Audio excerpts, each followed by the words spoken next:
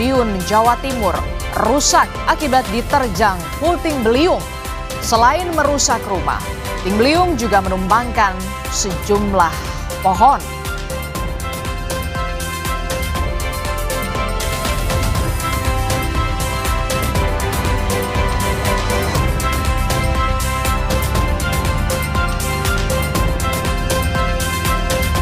Ketua DPR RI Puan Maharani meminta pemerintah melakukan evaluasi total terhadap pelaksanaan program makan bergizi gratis MBG setelah terjadi sejumlah kasus keracunan yang menimpa siswa.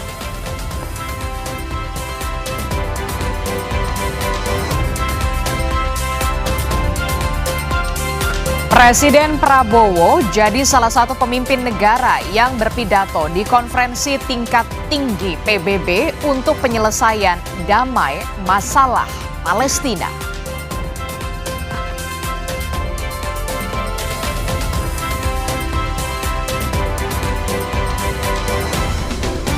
Setelah 10 tahun absen, Presiden Indonesia berpidato di sidang Majelis Umum PBB secara langsung di New York, Amerika Serikat. Presiden Prabowo Subianto hari ini akan menyampaikan pidato sekitar pukul 8 malam waktu Indonesia Barat.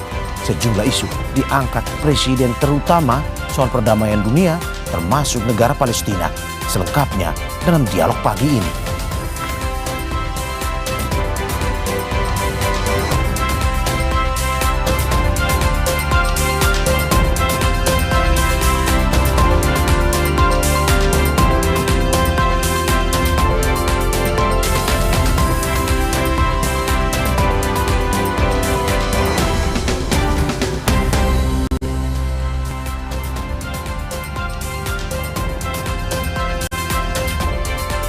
Halo, selamat pagi. Sapa Indonesia Pagi kembali hadir mengisi ruang informasi Anda, Saudara, di hari ini, hari Selasa 23 September 2025.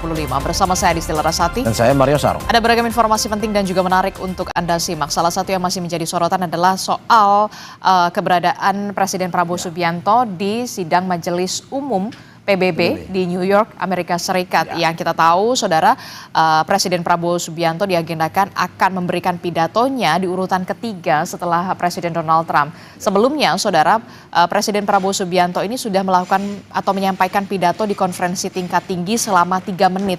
Dan ini menjadi salah satu kesempatan setelah 10 tahun. 10 years ya.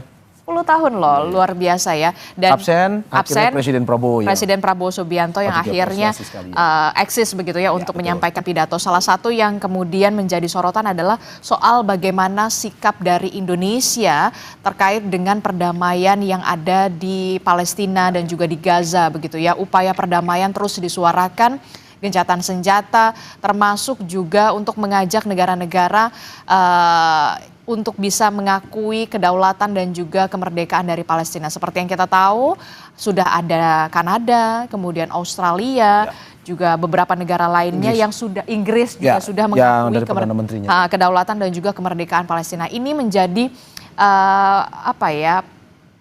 pertunjukan juga bagi Indonesia untuk bisa menunjukkan bagaimana posisi strategis Indonesia di kancah global. Ya, apakah memang pada akhirnya, tapi memang secara gamblang dan secara eksplisit Indonesia sendiri memang sangat mendukung negara Palestina. Memang yang mengejutkan adalah kemarin ketika Inggris memberikan dukungan tersebut, di mana semua secara global orang, masyarakat ataupun negara lain merasa bahwa ini adalah kesempatan bagi Palestina untuk bisa terus mendapatkan dukungan lebih luas lagi kan. Jadi pidato Presiden Prabowo hari ini di New York menjadi kunci bagaimana, seperti yang Adisti bilang, sikap Indonesia ke depan secara global. Dan tentu saja kita berharap dengan adanya sidang Majelis Umum PBB yang diselenggarakan di New York ini bisa berdampak signifikan dan juga punya dampak yang nyata bagi perdamaian yang terjadi di Palestina. Tentu saja kita berharap seperti itu. Tapi sebelum sampai ke situ, Saudara, kita ke informasi pertama dulu di Sapa Indonesia Pagi hari ini. Ada informasi dari hujan deras disertai angin kencang yang membuat pohon mahoni setinggi 4 meter tumbang dan menutup ruas jalan Outer Ring Road Kembangan, Jakarta Barat.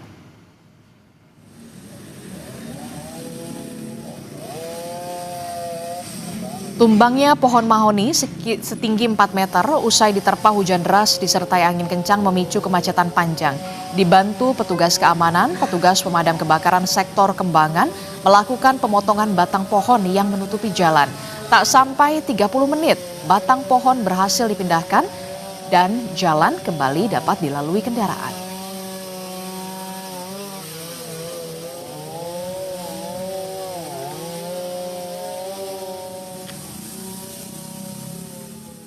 Saudara, sebanyak 20 rumah di Kabupaten Madiun, Jawa Timur rusak diterjang puting beliung.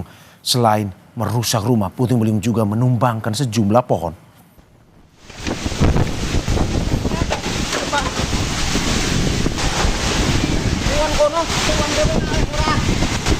Kerusakan rumah akibat puting beliung di Desa Ngeranget, Kabupaten Madiun, sebagian besar pada bagian atap.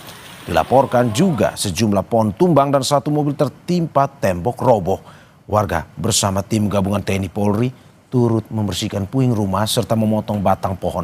Selain di Desa Ngeranget, puting beliung juga menerjang Desa Padas dan Desa Segulung di Kecamatan Dagangan. Sejumlah rumah juga dilaporkan rusak dan masih didata.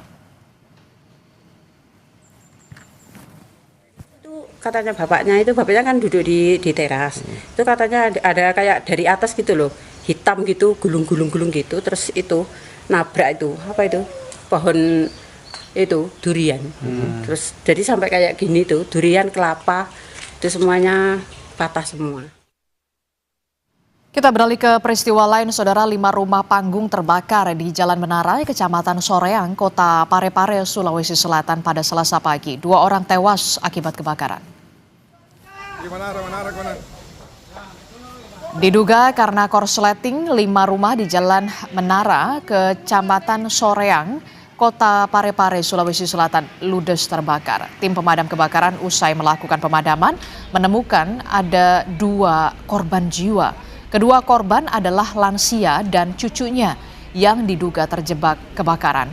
Agar api tidak merambat ke rumah lain karena berada di lokasi permukiman warga yang mayoritas rumah panggung dari kayu, tim damkar menurunkan 8 armada untuk memadamkan api. Api baru bisa dipadamkan setelah 3 jam kemudian.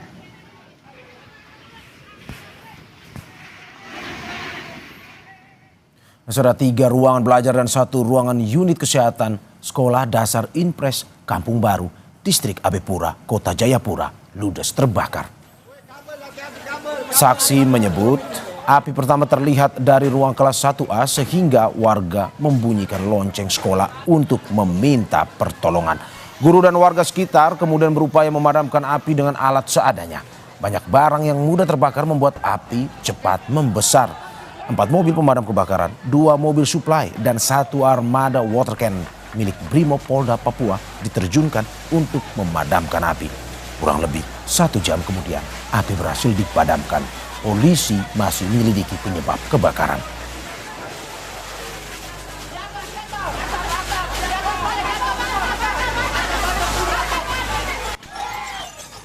Kita ke informasi lain, Saudara. Sekelompok orang menyerang warga adat Sihaporas yang sedang berkumpul di sebuah posko di Kabupaten Simalungun, Sumatera Utara. Akibatnya, Saudara, 10 orang warga luka-luka dan harus dibawa ke rumah sakit untuk menjalani perawatan. Dari video rekaman warga, sekelompok orang mengenakan baju hitam dan menggunakan helm serta membawa tongkat kayu tiba-tiba datang menyerang warga yang sedang berkumpul di posko di wilayah adat mereka di Desa Sihaporas, Kabupaten Simalungun pada hari Senin. 40 warga adat yang ada di lokasi mengaku bingung dengan kedatangan sekelompok orang tersebut yang tiba-tiba menyerang mereka. Aliansi Masyarakat Adat Nusantara Wilayah Tano Batak juga mencatat kelompok tersebut juga merusak kendaraan, posko, dan rumah masyarakat adat. Bawa potongan-potongan kayu mendatangi mereka yang sedang melakukan aktivitasnya di wilayah adat di Sihaporas. Dan ini bukan kali pertama, tetapi ini sudah yang beberapa kalinya masyarakat menghadapi kekerasan. Pada hari ini ada sekitar 33 orang yang mengalami kekerasan. 10 orang diantaranya sudah dilarikan ke rumah sakit untuk mendapat perawatan. Oleh karena itu kami dari Aliansi Masyarakat Adat Nusantara Wilayah Tanah Batak mengecam tindakan PT TPL yang selalu melakukan kekerasan terhadap masyarakat adat yang terus mempertahankan haknya atas wilayah adatnya untuk memenuhi kehidupan mereka. Pasca penyerangan terhadap warga adat Sihaporas, Kapolres Simalungun AKBP Marganda Aritonang menjenguk korban yang menjalani perawatan di Rumah Sakit Harapan Kota Pematang Siantar. Kapolres Simalungun bilang setelah penyerangan pada Senin pagi, polisi langsung mendatangi lokasi untuk proses pengamanan. Lokasi langsung dijaga oleh anggota dari Polres Simalungun, dibantu satu kompi Brimob dari Polda Sumatera Utara agar tidak terjadi keributan susulan. Lokasi yang jadi sumber sengketa juga dibekukan aktivitasnya. Tidak bisa digarap oleh semua pihak yang bertikai hingga ada kesepakatan pada pertemuan yang direncanakan dalam waktu dekat. Dari kejadian gesekan antara TPL, baik petugasnya dan masyarakat di Sihaporas, khususnya kelompok Lamtoras. Tadi siang kita sudah melakukan upaya pengamanan untuk menarik kedua belah pihak dari lokasi konflik untuk meminimalisir korban. Dan lanjut kami juga tadi sudah melaksanakan kegiatan pertemuan dengan pihak TPL dan Pangulu dari Desa Sihaporas untuk menyampaikan bahwa situasi lokasi kita anggap sebagai situasi status quo dan kita meminta seluruh pihak untuk bersabar dan menahan diri untuk tidak melakukan kegiatan apapun sementara di daerah konflik. Kita ke informasi selanjutnya, saudara. Pasangan suami istri asal Situbondo, Jawa Timur ditemukan tewas. Sang istri ditemukan tewas akibat luka, sementara suami tewas diduga menenggak racun. Polisi masih menyelidiki kasus ini.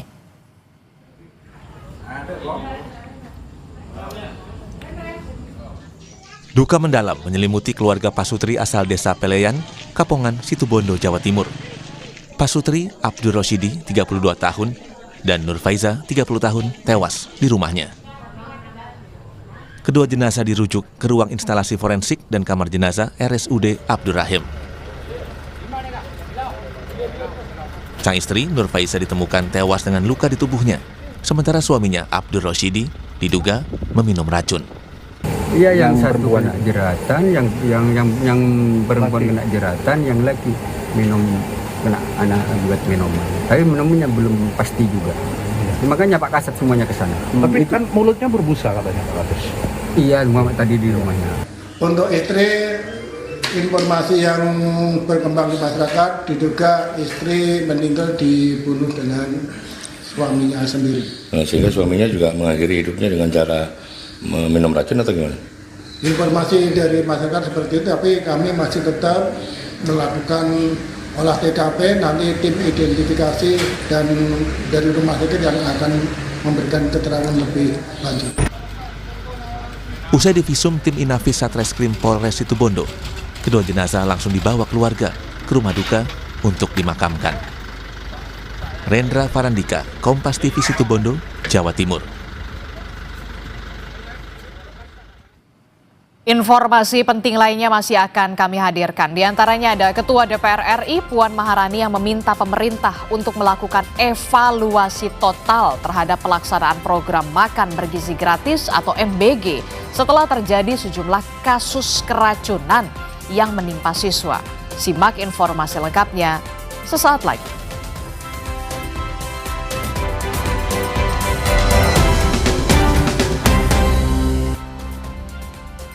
Terima kasih masih di Sapa Indonesia Pagi, saudara, bersama saya Mario Sarong. Seorang ibu hamil di desa Pupuring, Kabupaten Polewali Mandar, Sulawesi Barat, ditandu melewati jalur ekstrim selama 5 jam menuju puskesmas terdekat. Namun bayi dalam kandungannya meninggal saat perjalanan. Terpaksa ditanduk seperti begini karena jalannya sangat parah, longsor. Warga desa Pupuring, Kecamatan Alu, Kabupaten Polewali Mandar, Sulawesi Barat, ditandu puluhan warga menuju puskesmas terdekat. Selama 5 jam, Sarina ditandu menembus jalan ekstrim, material longsor, dan menyeberangi 4 sungai. Sarina mengalami keluhan sesak nafas. Karena fasilitas medis di desa sangat terbatas, bidan desa menyarankan untuk membawa ke puskesmas. Sayangnya, akses jalan yang biasa dilalui warga mengalami longsor dan belum diperbaiki. Naas, saat tiba di rumah sakit, bayi yang dikandungnya pun tak tertolong. Sempat diperiksa sama petugas di sana, katanya dia sudah lemas dan sehingga harus dirujuk ke rumah sakit di sini di Polewali. Kalau di sana masih ada detak jantungnya, tapi ya kan namanya juga di perjalanan tidak tahu apa. Mungkin goncangan Pak Bisa. Ya mungkin karena ya kita bisa lihat sendiri jalannya kemarin. Berarti bayinya meninggal? Akhirnya bayinya meninggal. Kini Sarina menjalani perawatan intensif di Rumah Sakit Haja Andi Depu, Polewali Mandar. Warga berharap pemerintah segera memperbaiki akses jalan menuju desa mereka agar tak ada lagi warga yang menjadi korban hanya karena sulit mendapatkan pertolongan medis.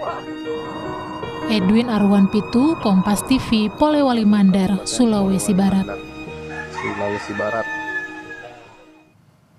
Kita ke informasi lainnya, saudara. Keluarga korban tindak pidana perdagangan orang atau TPPO di Tiongkok mendatangi Polres Sukabumi Kota untuk memberikan keterangan.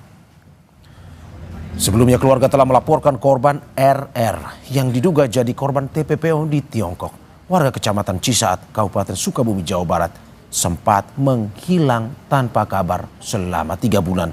Korban lalu mengabari keluarganya sudah berada di Tiongkok dan mendapat perlakuan yang tidak menyenangkan. Untuk memberikan keterangan saksi dan setelah itu mungkin langkah-langkah selanjutnya yang akan diambil oleh kepolisian bisa ditanyakan langsung. Kalau dari kuasa hukum sendiri Pak sudah apa data yang akan dibawa dari kuasa hukum sendiri Pak untuk dilaporkan ke kepolisian? Kita sudah melaporkan tanggal 9 kemarin dan ini adalah tindak lanjut dari pelaporan kemarin. Sesinya adalah mendengarkan keterangan para saksi. Korban menceritakan awalnya dirinya tergiur bekerja di Tiongkok dengan gaji besar. Oleh pelaku, korban kemudian disekap dan diduga dinikahkan dengan seorang warga negara Tiongkok dan dikirim ke negara tersebut. Selama di Tiongkok, korban mendapat ancaman dan kekerasan seksual. Meski sudah berada di tempat aman, namun korban masih mendapat ancaman dari pelaku TPPO. Apalagi ibunya ini kan Masya Allah membuat kondisi ibu. Kalau sekarang alhamdulillah baik karena udah ada penanganan ya gitu, tapi meskipun ada penanganan masih ada ancaman. Informasi selanjutnya, saudara, ratusan pelajar di Kecamatan Cipongkor, Kabupaten Bandung Barat, Jawa Barat diduga keracunan usai menyantap makan bergizi gratis MBG. Mereka mengeluhkan pusing, mual, gangguan pencernaan hingga badan lemas.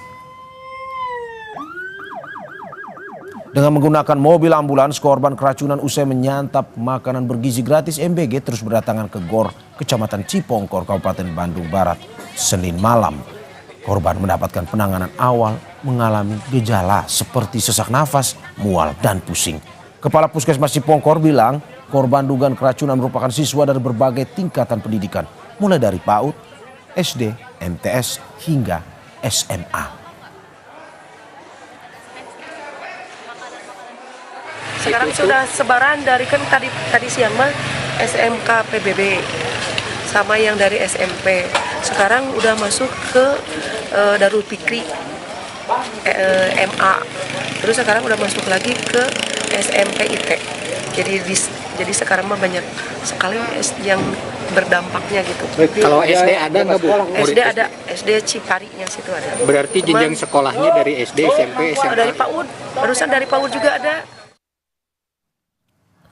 Ketua DPR RI Puan Maharani meminta pemerintah melakukan evaluasi total terhadap pelaksanaan program MBG pasca kasus keracunan menimpa sejumlah siswa. Kata Puan, hal itu perlu dilakukan agar tidak ada lagi siswa yang dirugikan dalam program MBG. Sebelumnya siswa di sejumlah daerah diduga keracunan usai menyantap menu makan bergizi gratis. Ya, harus selalu dilakukan evaluasi untuk bisa ditindaklanjuti untuk bisa pelaksanaannya di lapangan bisa menjadi lebih baik dan jangan sampai kemudian anak-anak yang kemudian dirugikan. Jadi memang tidak mudah untuk melaksanakan hal tersebut karenanya memang pihak-pihak yang terkait harus bisa melakukan evaluasi total. Kurang bersih.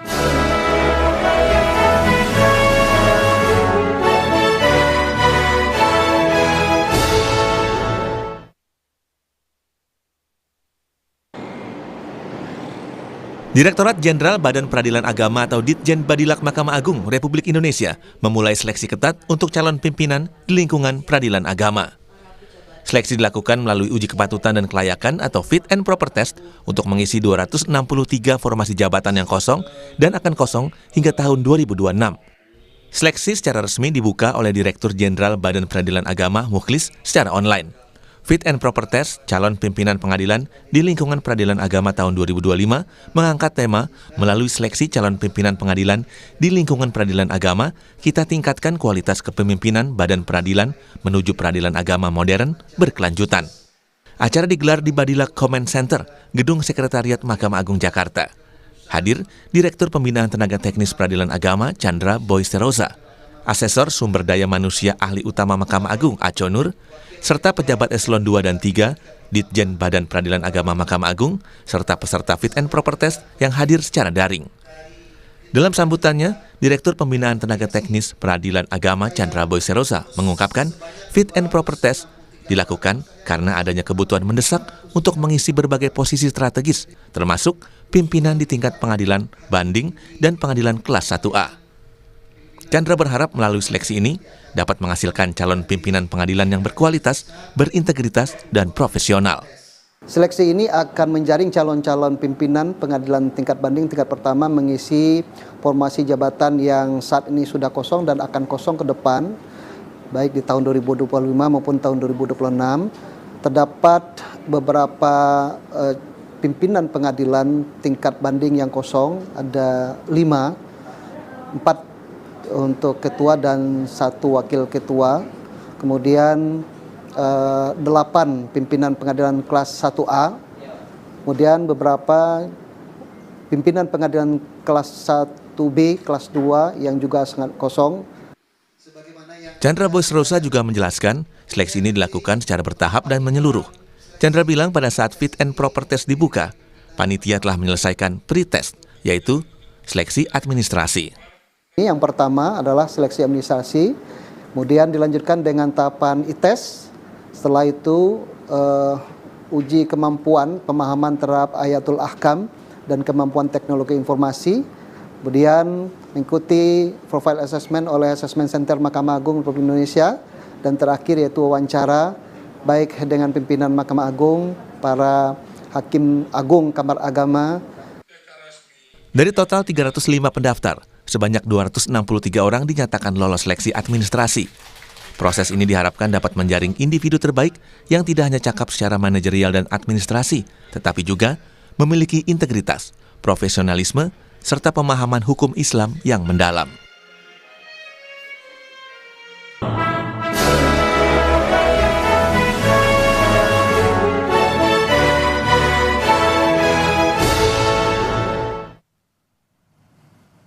Saudara, jangan kemana-mana. Sahab Indonesia Pagi akan segera kembali dengan informasi lainnya. Salah satunya setelah 10 tahun absen, Presiden Indonesia berpidato di sidang Majelis Umum PBB secara langsung di New York, Amerika Serikat.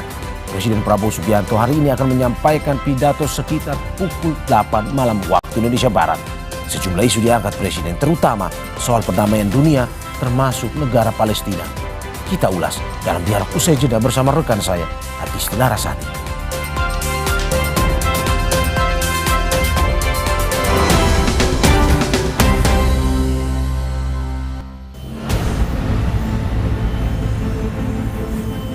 Presiden Prabowo menjadi salah satu pemimpin negara yang berpidato di konferensi tingkat tinggi PBB untuk penyelesaian damai masalah Palestina. Dalam pidatonya, Presiden Prabowo menekankan kembali bahwa Indonesia mendukung negara Palestina dan solusi dua negara untuk perdamaian di wilayah Palestina dan Israel. The ongoing unbearable tragedy in Gaza.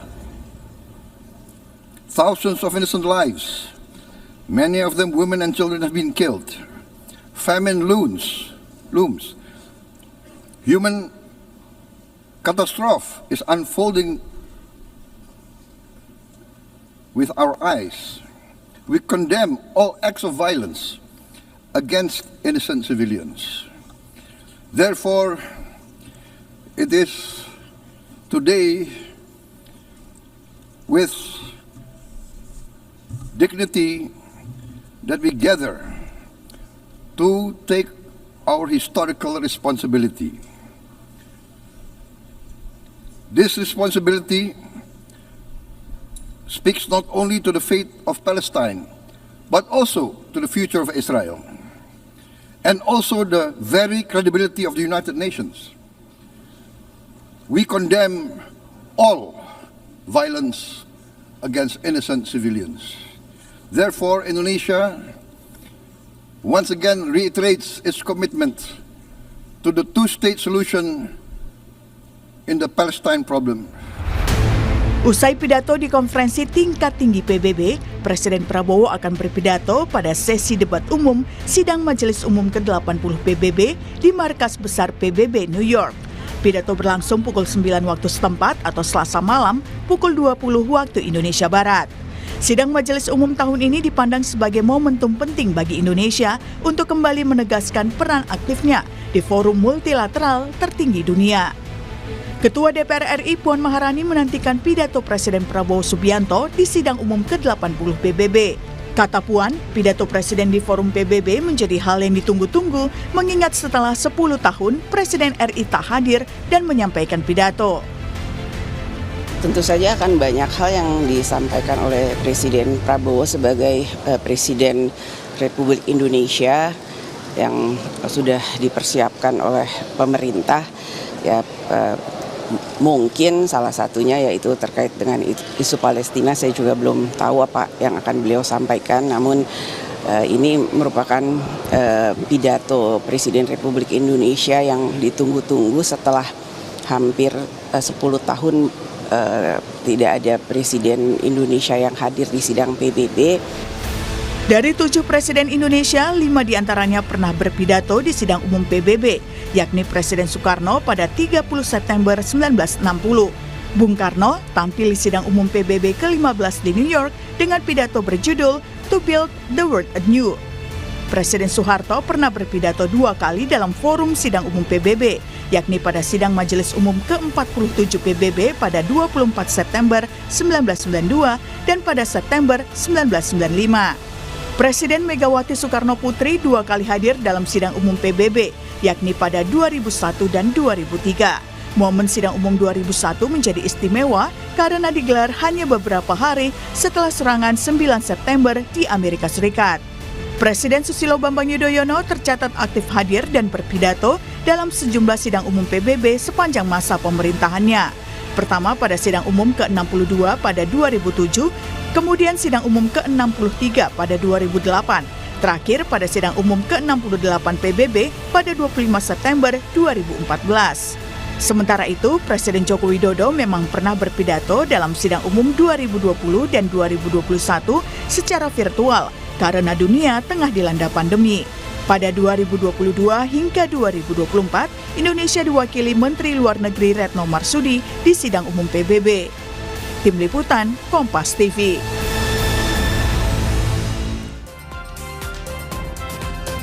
Presiden Prabowo menjadi salah satu pemimpin negara yang berpidato di konferensi tingkat tinggi PBB untuk penyelesaian damai masalah Palestina. Pidato dan keterlibatan langsung Presiden Republik Indonesia dalam konferensi tingkat tinggi dan sidang Majelis Umum ke-80 PBB tentu menjadi yang ditunggu-tunggu setelah absen selama 10 tahun di kepemimpinan Joko Widodo. Apa yang bisa dicermati dari peran Indonesia dalam sidang umum PBB? Kita akan bahas bersama dengan sejumlah narasumber yang sudah hadir melalui sambungan daring. Sudah ada Guru Besar Hukum Internasional dari Universitas Indonesia, Profesor Hikmahanto Juwana. Kemudian ada anggota Komisi 1 DPR RI dari fraksi PKB, Oleh Soleh, dan pengamat Timur Tengah Hasibullah Sastrawi. Selamat pagi, Assalamualaikum Bapak-Bapak, kabar baik semuanya, sehat? Baik, selamat pagi, sehat. Selamat pagi Mbak Desti. Oke, saya mau ke Pak Hikmahanto dulu. Pak Hikmahanto, ini kan menjadi momen yang ditunggu-tunggu begitu ya di dunia internasional dan juga di Indonesia pastinya setelah absen 10 tahun begitu. Yang paling aktif kalau kita tadi lihat tarik ke belakang adalah Presiden Susilo Bambang Yudhoyono. Jadi seberapa penting sebenarnya momen Presiden Indonesia, Republik Indonesia, utamanya adalah Presiden Prabowo Subianto untuk memberikan pidato dalam sidang majelis umum PBB ke-80 hari ini, Prof. Hik. Ya, menurut saya sangat penting ya. Kenapa penting? Karena geopolitik pada saat ini sedang tidak baik-baik saja. Dan dalam konteks geopolitik ini sekarang ada kekuatan-kekuatan yang menggunakan kekuatan itu secara tidak bisa dikendalikan oleh negara-negara lain maupun perserikatan bangsa-bangsa. Jadi ini sangat penting. Dan yang kedua, dunia sedang menanti negara yang memang politik luar negerinya adalah bebas aktif. Karena dunia tahu bahwa kalau kekuatan yang katakanlah mencoba untuk mendamaikan dunia itu tidak mungkin lagi karena negara-negara sudah punya pemikiran yang negatif gitu ya. Misalnya kita bicara soal Amerika Serikat, sulit untuk kita berharap pada Amerika Serikat kalau bicara perang di Gaza. Demikian juga kalau misalnya terkait dengan perang dagang yang ada sekarang, kalau kita percayakan kepada Cina yang sangat besar, itu juga akan sangat sulit. Jadi dunia saat sekarang ini membutuhkan figur negara yang memang dia menganut politik luar negeri seperti Indonesia, bebas aktif, mereka tidak akan berpihak, tetapi sangat aktif dalam memunculkan ide-ide seperti itu. Pertanyaan selanjutnya, apa yang bisa dilakukan oleh Presiden Prabowo Subianto dalam pidato di sidang Majelis Umum PBB ke-80 ini? Saya berharap bahwa Bapak Presiden bisa menyampaikan pidato walaupun 15 menit yang menggelegar, yang kemudian itu nantinya akan diteruskan oleh masyarakat dunia melalui sosial media, melalui juga transkripnya, media-media dan lain sebagainya. Ini yang saya harapkan sehingga ketika Bung Karno menyampaikan pidato The World Build a New gitu ya, Build a World anew, itu kan pada saat itu dunia sedang dihadapkan pada kolonialisme itu tidak ada. Negara-negara yang baru merdeka itu dapat punya eksistensi dan bisa berperan di dalam kancah internasional. Nah, dalam konteks yang sekarang Bapak Presiden juga menghadapi hal yang sama. Jadi ini kalau misalnya menggelegar, ini sangat luar biasa. Sebenarnya menggelegar itu sebenarnya 3 hal. Pertama adalah Bapak Presiden menyuruhkan agar perang harus selesai. Perang harus selesai. Baik itu di Ukraina maupun di Gaza, ya harus selesai. Kedua, dalam konteks multilateralisme sekarang ini, maka negara-negara jangan menggunakan hukum internasional sebagai pembenar dari tindakannya, tetapi menggunakan hukum internasional sebagai tata kelola dunia menuju pada ketertiban. Ya, jadi tidak menggunakan hukum internasional sebagai justifikasi. Dan yang terakhir adalah isu Palestina. Bagaimana Palestina tidak kemudian menjadi perhatian dunia karena yang terjadi di sana bukanlah lagi hak untuk membela diri dari pihak Israel, tetapi sudah seperti Bapak Presiden katakan dalam KTT tentang Palestina, merupakan suatu tindakan yang di luar kemanusiaan, kekejaman, dan ini mengarah kepada genosida dan ethnic cleansing. Seperti itu.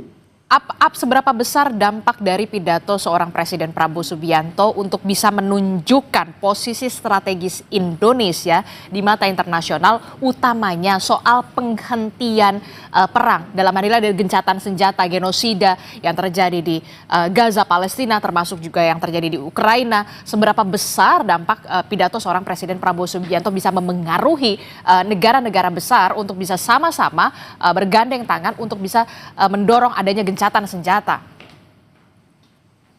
Ya, kalau menurut saya ini tidak hanya berhenti pada pidato yang 15 menit. Tetapi Bapak Presiden perlu melakukan apa yang disebut sebagai shuttle diplomacy. Diplomasi di mana beliau sangat aktif untuk mencoba mendamaikan negara-negara dengan berpergian ke negara-negara tersebut. Kita tahu Bapak Presiden ini beliau sangat mudah untuk mengontak pimpinan dari negara lain, menelpon Perdana Menteri, Presiden tanpa ada halangan. Bahkan beliau juga bisa datang dalam waktu sekejap. Ingat kemarin pada waktu di Doha dilakukan serangan. Setelah itu beliau terbang langsung ke sana, memberikan penguatan, ya. Beliau juga tidak segan-segan misalnya datang ke Cina hanya dalam waktu beberapa jam dan kemudian kembali lagi ke Indonesia. Jadi ini yang disebut sebagai shuttle diplomacy yang Bapak Presiden bisa bertemu dengan banyak pemimpin untuk mencoba mendamaikan apa yang terjadi di dunia ini. Seperti itu. Oke, saya bergeser ke Pak Hasibullah. Pak Hasibullah, ini kan kalau kita lihat ya, Presiden menyuarakan penghentian kekerasan atau kejahatan kemanusiaan yang ada di Gaza, Palestina di konferensi tingkat tinggi PBB, walaupun memang pidatonya cukup singkat, hanya 3 menit kalau tidak salah, sebelum nanti akan ada pidato 15 menit di sidang Majelis Umum PBB. Menurut Anda, sudah tegaskah kemudian posisi Indonesia dari pidato Prabowo tersebut yang 3 menit sudah kita saksikan bersama, Pak Hasibullah? Iya. Sebelum saya lebih spesifik mengukur sejauh mana ketegasan dan ide yang disampaikan dalam KTT semalam, mungkin penting bagi kita semua, bagi masyarakat untuk memberikan gambaran bahwa memang Presiden akan punya kurang lebih 2 forum yang akan digunakan untuk pesan-pesan penting, yaitu yang semalam dan yang nanti malam. Nah, pesan-pesannya menurut saya tidak lebih kita harapkan dari 3 hal, yaitu di ranah global, di ranah regional Timur Tengah secara khusus, dan ASEAN secara umum. Dan 3 isu di 3 ranah itu harus digunakan, harus menghadirkan yang kita sebut sebagai perspektif keindonesiaan. Jadi yang disampaikan oleh Pak Profesor tadi, Prof. Hikmahanto, bagaimana beliau memberikan pandangan di tingkat global. Misalkan kita lihat di tingkat global ada 2 isu krusial, yaitu tentang kerentanan dan dan perubahan peta. Nah ini kan berarti dibutuhkan adanya ide keindonesiaan di ranah itu. Jadi misalkan bagaimana konstitusi kita berbicara tentang perdamaian abadi misalkan. Bagaimana kita juga bicara tentang nasionalisme kemanusiaan. Yang kalau kata Bung Karno itu dengan mengutip Gandhi, walaupun kita sangat cinta tanah air, tidak berarti kita merendahkan tanah air yang lain, karena padanya paling tinggi adalah kemanusiaan. Nah menurut saya dalam konteks global sekarang yang sangat rentan, lalu seakan-akan orang dengan senjata kurang menghargai yang lain, maka ide-ide dengan perspektif keindonesiaan di ranah global itu menjadi sangat krusial untuk disampaikan dalam 2 momen yang tadi malam itu tentang Palestina dan yang nanti malam itu yang mungkin bisa lebihnya.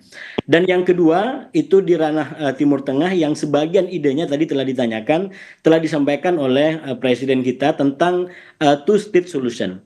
Mbak, kalau kita amatin, saya mengamatin KTT semalam dimulai dari jam 02.12 waktu Indonesia sampai kurang lebih jam 5.29. Dalam hitungan kurang lebih ada 3 jam 17 menit di mana forum ini dipimpin oleh Prancis dan Arab Saudi, dan luar biasa menurut saya karena selain pembicara utama, jadi ada Presiden Macron, ada kemudian dari Arab Saudi, ada dari Sekjen PBB, lalu kemudian dari Majelis Umum, dan yang kelima juga dari otoritas Palestina, dan di luar itu ada pemimpin-pemimpin dunia yang dihadirkan di dalam 3 jam 17 menit ini. Nah, kalau kita ingin mengukur sejauh mana keberanian atau keutuhan idenya tentang solusi 2 negara, yang pertama sudah pasti secara umum ini adalah ide tentang solusi dua negara yang menginginkan Israel dengan Palestina itu berdampingan secara damai. Tapi kalau jeli kita baca, ini dosisnya agak berbeda satu sama lain. Misalkan Prancis,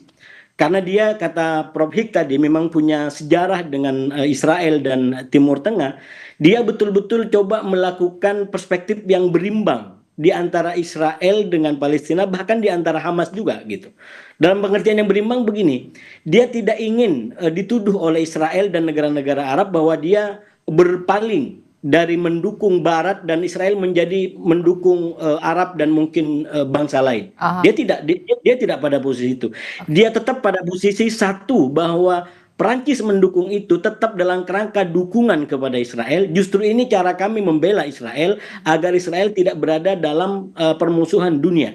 Jadi bahkan Macron sampai menggunakan perspektif korban, ya. Itu kalau kita amatin pidatonya yang kurang lebih 30 menit, dia gunakan perspektif korban. Bagaimana dia ketemu dengan korban teror di Paris untuk memberikan empati kepada korban teror atau korban serangan 7 Oktober yang dilakukan Hamas. Jadi betul-betul coba diseimbangkan. Tapi, nah ini, yang berbeda adalah bedanya kalau dengan Trump dan katakanlah Israel yang tetap dengan cara-cara satu negara itu, bahwa Hamas itu ya harus ditumpas dengan cara-cara keras gitu.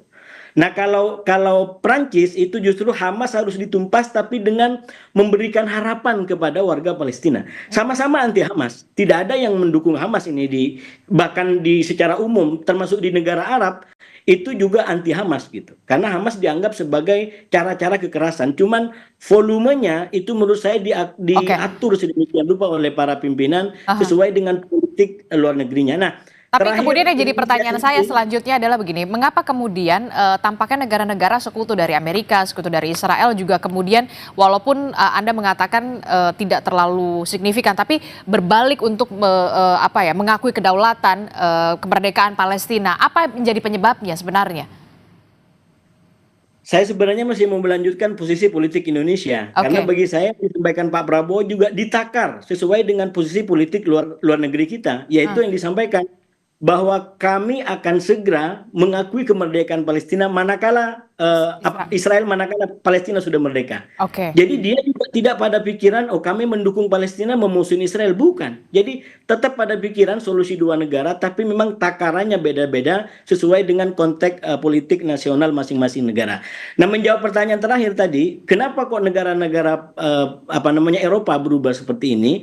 Sebenarnya lagi-lagi kalau diamatin dari pernyataan para pemimpin sejauh ini ada dua faktornya. Yang pertama adalah faktor sejarah yang tadi juga telah disampaikan oleh Prof. Hik dan Presiden Macron bahkan juga menjelaskan sama sekali bahwa sangat jelas bahwa beliau sampaikan kami 48 sudah mendukung bagi upaya untuk membentuk dua negara, yaitu negara Yahudi dan negara Arab. Sekarang negara Yahudi sudah terbentuk, yang Arab yang nggak terbentuk bagi kami, dan hari ini kami ingin melunasi janji itu. Itu kalau nggak salah disampaikan oleh beliau kurang lebih ke sana. Jadi ini kayak semacam hutang sejarah walaupun diakui terlambat. Ya, tapi nggak ada kata terlambat dalam upaya kebaikan, kurang lebih begitu yang disampaikan oleh Presiden Macron. Dan yang kedua yang saya amatin adalah kenapa akhirnya negara-negara Eropa, negara Barat ini balik badan, karena sekali lagi yang dilakukan oleh Israel itu telah melanggar berbagai macam ketentuan hukum internasional, berbagai macam hukum kemanusiaan yang itu menjadi pijakan peradaban modern terutama bagi negara-negara Eropa. Jadi justru kalau negara-negara Eropa seperti Prancis, seperti Inggris, Australia tidak berteriak dengan penistaan terhadap kemanusiaan seperti dilakukan oleh Israel, menurut saya mereka akan kehilangan pijakan atau fundamen peradabannya.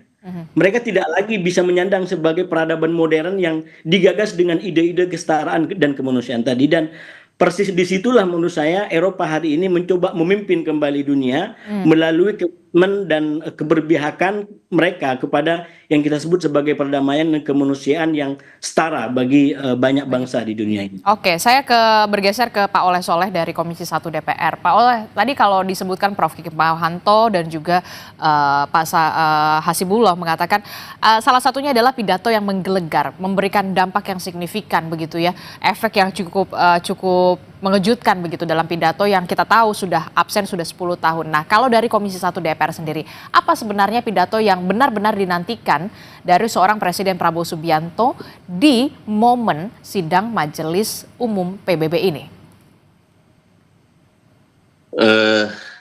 Tentu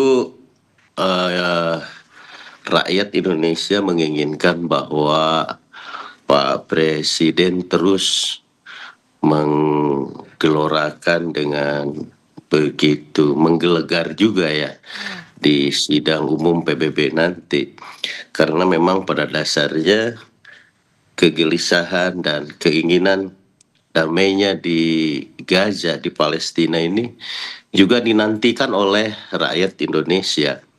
Dan tentunya kita rakyat Indonesia sesungguhnya merasa bahagia ketika melihat hari ini Eropa juga mendukung terhadap kemerdekaan Palestina.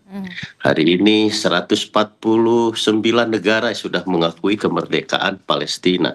Dan tentu ini momen yang sangat penting dan tentunya akan menjadi sebuah catatan sejarah barangkali bagi diplomasi Indonesia di dunia. Nah, tentu secara global DPR juga menginginkan, dan tentunya Pak Prabowo juga sudah mengetahui, dan tentunya Pak Prabowo juga sudah punya trik, dan beliau dengan diplomasi luar negerinya yang begitu kalau saya katakan begitu canggih, kalau saya katakan saya rasa beliau sudah tahu dan akan berbicara apa di forum PBB gitu.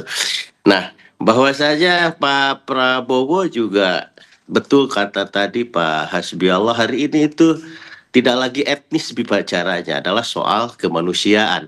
Dan mudah-mudahan ini dengan urutan ketiga Pak Prabowo ini menunjukkan bahwa statement Pak Presiden ini ditunggu-tunggu gitu oleh para peserta di PBB. Nah, saya harap bahwasanya statement Pak Presiden ketika 2 bulan yang lalu kalau tidak salah bahwa akan mengakui Israel jika memberikan Palestina, saya rasa ini juga mungkin bisa jadi solusi pembahasan bagaimana agar terciptanya daripada kemerdekaan Palestina yang nyata 100%.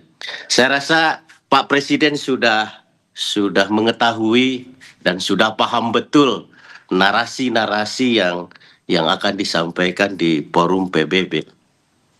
Oke, itu pertanyaan selanjutnya. Kemudian benarkah kemudian sidang Majelis Umum PBB ini bisa mewujudkan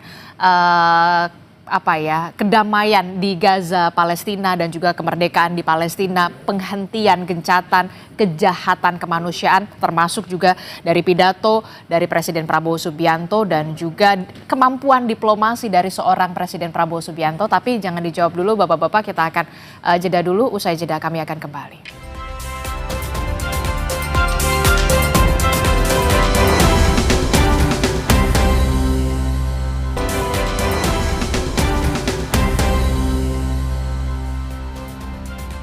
Terima kasih Anda masih bersama kami dalam Sapa Indonesia Pagi. Saudara, kita masih membahas apa yang nanti dipidatokan oleh seorang Presiden Prabowo Subianto di sidang Majelis Umum PBB di New York, Amerika Serikat. Tentu saja kita berharap soal bagaimana untuk menyuarakan penghentian kejahatan kemanusiaan yang selama ini terjadi di Gaza, Palestina, termasuk juga soal perang dagang, juga itu juga penting juga untuk bisa dibahas atau dibicarakan. Prof Hik, pertanyaan saya singkat saja, seberapa dampak apa yang bisa dihasilkan oleh sidang Majelis Umum PBB, termasuk juga soal kemampuan diplomasi Presiden Prabowo Subianto, pidato yang diharapkan menggelegar untuk bisa menghentikan kejahatan kemanusiaan yang selama ini masih terjadi di Gaza, Palestina? Jadi pertama yang ingin saya sampaikan di sini adalah jangan kita masyarakat di Indonesia melakukan over ekspektasi atau memberikan ekspektasi yang berlebihan. Oke. Karena apa? Ini forumnya adalah di Majelis Umum PBB, bukan di Dewan Keamanan PBB. Pertama itu. Yang kedua, memang tiap tahun diselenggarakan sesi di mana ada debat antara masing-masing negara. Yang kali ini Indonesia diwakili oleh Bapak Presiden langsung. Jadi ini yang kita harapkan, bukan kemudian setelah pidato ini segala sesuatu akan selesai, bukan. Tetapi dari pidato yang menggelegar ini ada pesan moral yang kemudian dunia akan memberikan perhatian. Kalau saya melihat ya, ada 5 hal yang kalau boleh Bapak Presiden bicara mengenai masalah Gaza Palestina ini. Pertama adalah Bapak Presiden harus mengingatkan kepada Israel bahwa serangan yang dilakukan oleh Israel saat ini itu sudah mengarah kepada genosida, kejahatan internasional, pelanggaran HAM berat, ya, tidak lagi hak untuk membela diri, karena selalu Israel mengatakan bahwa serangan yang kami lakukan ini atas balasan yang dilakukan oleh Hamas pada tanggal 7 Oktober 2023. Yang kedua, bahwa Israel harus menghentikan serangan-keserangan ke rakyat sipil sebagaimana Bapak Presiden menyampaikan di KTT. Itu juga harus disampaikan. Dan yang ketiga adalah Israel harus segera mengakui Palestina sebagai sebuah negara. Tapi yang keempat, nah ini, yang keempat, kita juga mengatakan dan menyerukan agar tidak ada lagi serangan dari Gaza ke Israel, ya. Karena kekhawatiran dari Israel untuk mengakui Palestina sebagai negara adalah adanya serangan-serangan dari Palestina yang ke Gaza. Karena sekarang ini kalau dia bukan negara, dia mudah mengendalikan. Tapi kalau misalnya Palestina sebagai sebuah negara, tentu dengan kedaulatannya, dengan haknya, dia akan justru lebih intens melakukan serangan ke Israel. Jadi ini yang tentu harus diingatkan juga oleh Bapak Presiden. Dan yang terakhir adalah dalam menjaga supaya tidak ada saling serang ini, maka pasukan perdamaian Perserikatan Bangsa-Bangsa harus diturunkan, dan Bapak Presiden harus mengatakan Indonesia berkomitmen untuk menyumbang pasukan perdamaian itu, untuk menjaga agar tidak lagi ada serangan baik dari Israel maupun juga dari Gaza. Seperti itu. Oke, 5 poin yang cukup komprehensif terkait dengan upaya penghentian kejahatan kemanusiaan yang selama ini masih terjadi di wilayah Gaza Palestina. Saya coba ke Pak Hasibullah. Pak Hasibullah, output yang seperti apa yang bisa diberikan oleh sidang Majelis Umum PBB, walaupun kalau tadi Pak Prof Hikmahanto mengatakan ini tetap harus di Dewan Keamanan, tapi setidaknya ada pesan apa yang bisa ingin disampaikan kepada dunia internasional? Ya, yang pertama begini, saya selalu sampaikan bahwa pandangan-pandangan umum seperti Majelis Umum PBB ini, walaupun tidak punya kekuatan hukum yang mengikat dan memaksa, sebagaimana resolusi yang keluar di Dewan Keamanan PBB, tapi tetap punya makna. Nah, di antara maknanya adalah saya selalu mengatakan betapa ini mencerminkan nurani dunia. Jadi KTT ini mencerminkan bagaimana nurani dunia masih berfungsi secara normal, secara sehat, di mana bisa membedakan mana genosida dan mana pembelaan diri. Itu faktanya begitu gitu. Nah, yang kedua, karena memang ini tidak punya dampak hukum yang mengikat, maka ini tidak akan bersifat otomatikly untuk kemerdekaan Palestina atau bahkan penghentian perang. Ini tidak otomatis ke sana, cuman pasti punya dampak-dampak yang berat, minimal secara moral dan etik ya, yang ini udah dialamatkan oleh seluruh pimpinan negara, seluruh bangsa-bangsa kepada Israel. Dan ini juga menjadi semakin berat bebannya bagi seorang Netanyahu yang memperburuk citra negaranya, memperburuk bangsa Israel, mengucilkan bangsanya sendiri. Tercermin daripada forum-forum dunia seperti ini. Oleh karena itu, lagi-lagi kalau kita kembali kepada pesan yang telah disampaikan oleh pemimpin dunia yang tampil dalam KTT 3 jam 17 menit tadi, itu betapa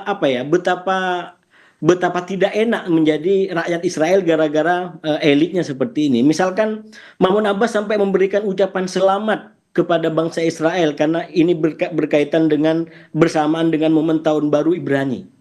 Itu kan sebuah jiwa, sebuah pandangan yang luhur, mau mengakui, mau berdampingan. Lalu di mana orang elit-elit Israel yang bahkan tidak datang di forum seperti ini? Bahkan ya Presiden Markun yang saya bilang tadi dengan detail menyampaikan betapa mereka berpihak kepada bangsa Israel, kepada masyarakat Israel. Dan mereka tidak ingin dengan kondisi seperti sekarang justru masyarakat Israel makin dikucilkan. Nah oleh karena itu menurut saya memang bagian daripada dampak paling berat dari forum ini adalah dua. Yang pertama secara internal Israel ini akan membuat ketegangan di internal atau pengucilan atau kritikan terhadap pemerintahan Netanyahu akan semakin kuat. Belum lagi disamakan atau ditambahkan dengan fakta lapangan misalkan penampilan 47 sandera yang disampaikan oleh Hamas dengan pesan bahwa ini akan sama dengan sandera yang dialami di Libanon yang hilang tanpa jejak sampai sekarang. Jadi itu semua menunjukkan bahwa upaya keras, upaya anti kemanusiaan yang dilakukan Netanyahu nothing. Tidak ada hasilnya, kecuali membuat bangsa Israel semakin dikucilkan di panggung dunia dan sandranya yang sekarang dipegang Hamas itu semakin tidak menentu. Jadi ini dalam kalkulasi normal umum mestinya ada koreksi dan yang mengkoreksi adalah masyarakat Israel. Dan yang terakhir bagian daripada dampaknya menurut saya ketika komitmen ini dilakukan menjadi sebuah langkah-langkah diplomatik, katakan Inggris bikin kedutaan di Palestina atau Palestina bikin kedutaan di Inggris, begitu juga dengan Prancis, begitu juga dengan Australia, Kanada, apa yang akan terjadi? Itu akan semakin memojokkan Israel. Karena sekali lagi yang tidak dia sukain makin dekat ke depan hidungnya. Tiba-tiba di sampingnya ada kedutaan Inggris yang dia tidak mau ada kedutaan Inggris. Ada kedutaan Prancis dia tidak mau. Lalu mau diapakan kedutaan-kedutaan itu? Kedutaan-kedutaan itu mempunyai hukum yang independen. Dalam hukum internasional nggak bisa dianggap itu dengan nggak bisa menyerang kedaulatan sebuah kedutaan sebuah negara di sebuah tempat sama dengan menyerang negara itu sendiri. Itu yang dilakukan Israel ke Iran ketika nyerang konsulat jenderal Iran di Syria yang kemudian menimbulkan perang besar itu. Karena mereka nyerang duluan kepada konsulat Iran di Syria. Lagi-lagi hukum internasional mengatur kedaulatan sebuah negara itu ada di di kedutaan-kedutaan besarnya. Jadi tidak bisa ini diperlakukan secara semena-mena, diatur dan dihukum dengan ketentuan-ketentuan hukum internasional yang ada. Oke, tapi kemudian yang jadi pertanyaan seberapa besarkah peluang kemudian negara-negara Eropa bisa dalam tanda kutip sampai membuka kedutaan-kedutaan mereka di Palestina, begitupun Palestina ke negara-negara Eropa, itu kan yang kemudian menjadi pertanyaan kita semua. Kalau lagi-lagi dilihat dari komitmen dan statement yang sudah disampaikan, kalau Perancis misalkan, kalau ini terjadi gencatan senjata, sandera udah bebas, mereka akan bikin kedutaan itu. Jadi ini bukan lagi langkah jauh lagi, ini udah dekat gitu. Kalau sampai orang sudah mengakui kemerdekaan negara lain tidak bikin simbol pengakuan kemerdekaan itu, ya itu sama dengan kayak bohong juga, nggak bisa begitu gitu. Ketika sudah dinyatakan mengakui sebuah negara, ya sama dengan ada hubungan dengan negara itu dan segala simbol yang berlaku di negara itu dihormati. Misalkan hari ini di Inggris, di Prancis berdiri negara bendera Palestina, itu minimal itu karena menunjukkan ini komitmen daripada pengakuan kita sebagai bangsa gitu. Kita udah mengakuin, ya itu istilahnya kalau sudah menerima pasangan dengan orang lain, ya dengan segala sesuatunya harus dilakukan. Tidak bisa kita menyatakan menerima tapi kemudian nggak mau terikat dengan ketentuan-ketentuan yang ada. Oke, terakhir saya ke Pak Oleh Soleh begitu ya dari Komisi 1. Apa yang nanti bisa dilakukan oleh Komisi 1 sepulangnya Presiden Prabowo Subianto dari New York, sikap dari Komisi 1 pasca pidato Prabowo di sidang Majelis Umum PBB? Tentu pada dasarnya kami secara kelembagaan akan terus memantau perkembangan daripada perdamaian di Palestina. Dan tentu tidak hanya Palestina, barangkali dengan negara-negara lain juga, terutama soal ekonomi dan yang lain-lain. Tetapi yang paling fokus pada hari ini adalah soal Palestina. Dan tentu DPR akan mendukung apapun yang akan diambil langkah-langkah setelah sidang umum di PBB. Terutama soal bagaimana bantuan kemanusiaan, bantuan pangan yang hari ini sudah banyak dilakukan oleh pemerintah Indonesia melalui udara. Dan tentunya selain bantuan pangan juga DPR sepakat dengan ide bagaimana agar ke Palestina dikirim pasukan perdamaian PBB. Nah, ini juga terus kami akan berikan support serta dukungan agar bagaimana Pak Presiden lebih survive. Dia secara politik nasionalnya dia survive, dukungan anggaran juga lebih survive, sehingga dia tidak ragu-ragu lagi bagaimana Pak Presiden terus memberikan dukungan 100% baik secara moral maupun secara material. Dan insya Allah Ta'ala saya yakin dan percaya pasca sidang di majelis ini 149 negara saya rasa akan melakukan diplomasi lain, melakukan strategi lain. Jikalau hal terburuk bahwasanya Amerika ini memang sangat sulit untuk mengakui kemerdekaan Palestina. DPR akan mendukung langkah-langkah selanjutnya. Lobby-lobby baik di ASEAN, di OKI, dan yang lain-lain. Bagaimana untuk menuju kemerdekaan Palestina 100%. Intinya, apapun yang menjadi langkah Pak Presiden, saya rasa DPR atas nama rakyat Indonesia akan mendukung penuh 100% dalam rangka mewujudkan perdamaian di dunia. Oke, Prof. Bagaimana soal optimisme Anda terkait dengan peran strategis yang bisa diambil Indonesia dalam konflik Israel dan juga Palestina, termasuk juga keuntungan yang bisa didapatkan oleh Indonesia jika kemudian kita bisa mengambil peran penting untuk kedamaian konflik Israel dan juga Palestina di sini. Terakhir, Prof. Ya, saya sangat optimis ya, tapi dengan catatan tentu Bapak Presiden tidak berhenti pada pidato yang disampaikan nanti malam waktu Indonesia, besok pagi waktu New York. Tetapi harus ada tindak lanjut dari beliau untuk benar-benar memastikan bahwa apa yang beliau sampaikan itu memang ada wujud konkretnya. Beliau sudah mengatakan bahwa Israel akan diakui sepanjang Palestina diakui oleh Israel. Ini sebenarnya seolah-olah akan memberikan insentif kepada Israel bahwa kita Indonesia yang selama ini tidak akan mengakui Israel, itu akan mengakui. Tetapi ada syaratnya. Syaratnya itu adalah Palestina harus diakui sebagai sebuah negara. Jadi ini ada di dalam pidato itu dan kemudian ini merupakan inisiatif awal.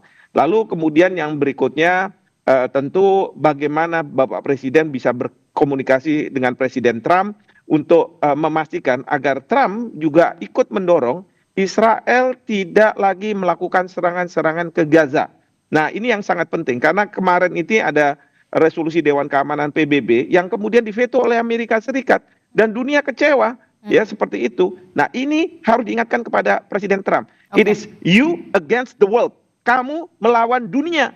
Jadi harus dihentikan seperti hal-hal seperti ini mendukung Israel yang katakanlah sudah di luar peri kemanusiaan dan mungkin masih banyak lagi yang bisa dilakukan. Terima kasih. Oke, ini bukan soal agama tapi ini soal kemanusiaan. Soal kemanusiaan itulah yang kemudian harus difikirkan di mata internasional. Terima kasih Prof. Hikmahanto Juwana, kemudian Pak Hasibullah, terima kasih juga Pak Oleh Soleh telah bergabung bersama kami. Sehat selalu Bapak-bapak. Assalamualaikum. Selamat pagi. Saudara, lalu bagaimana dengan suasana jelang pidato Presiden Prabowo di sidang Majelis Umum PBB? Selengkapnya akan kami hadirkan laporan langsungnya dari New York, Amerika Serikat, usai jeda.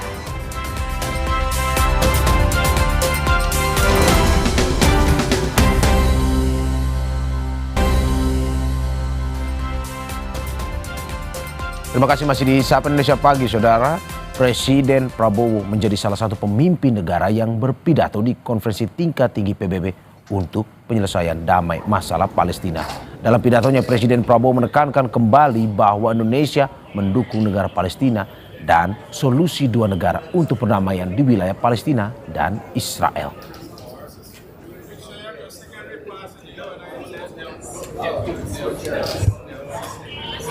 Komisi tingkat tinggi PBB untuk penyelesaian damai masalah Palestina, Presiden Prabowo akan berpidato pada sesi debat umum sidang Majelis Umum ke-80 Perserikatan Bangsa-Bangsa di markas besar PBB New York. Pidato Presiden Prabowo berlangsung pukul 9 pagi waktu setempat atau Selasa malam pukul 20 waktu Indonesia Barat. Sidang Majelis Umum tahun ini dipandang sebagai momentum penting bagi Indonesia untuk kembali menegaskan peran aktifnya di forum multilateral tertinggi di dunia.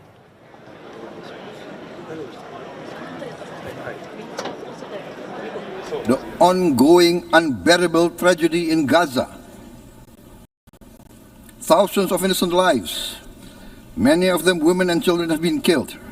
Famine looms. Human catastrophe is unfolding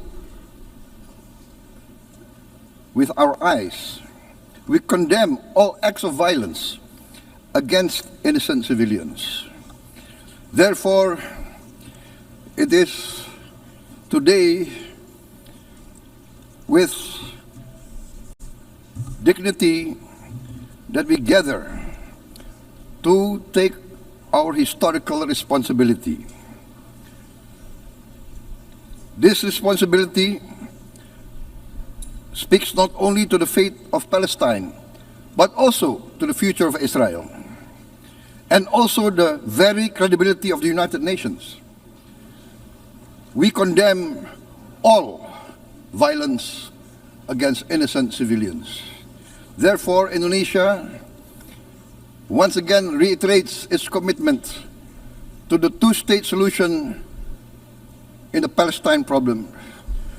Only this two-state solution will lead to peace. We must guarantee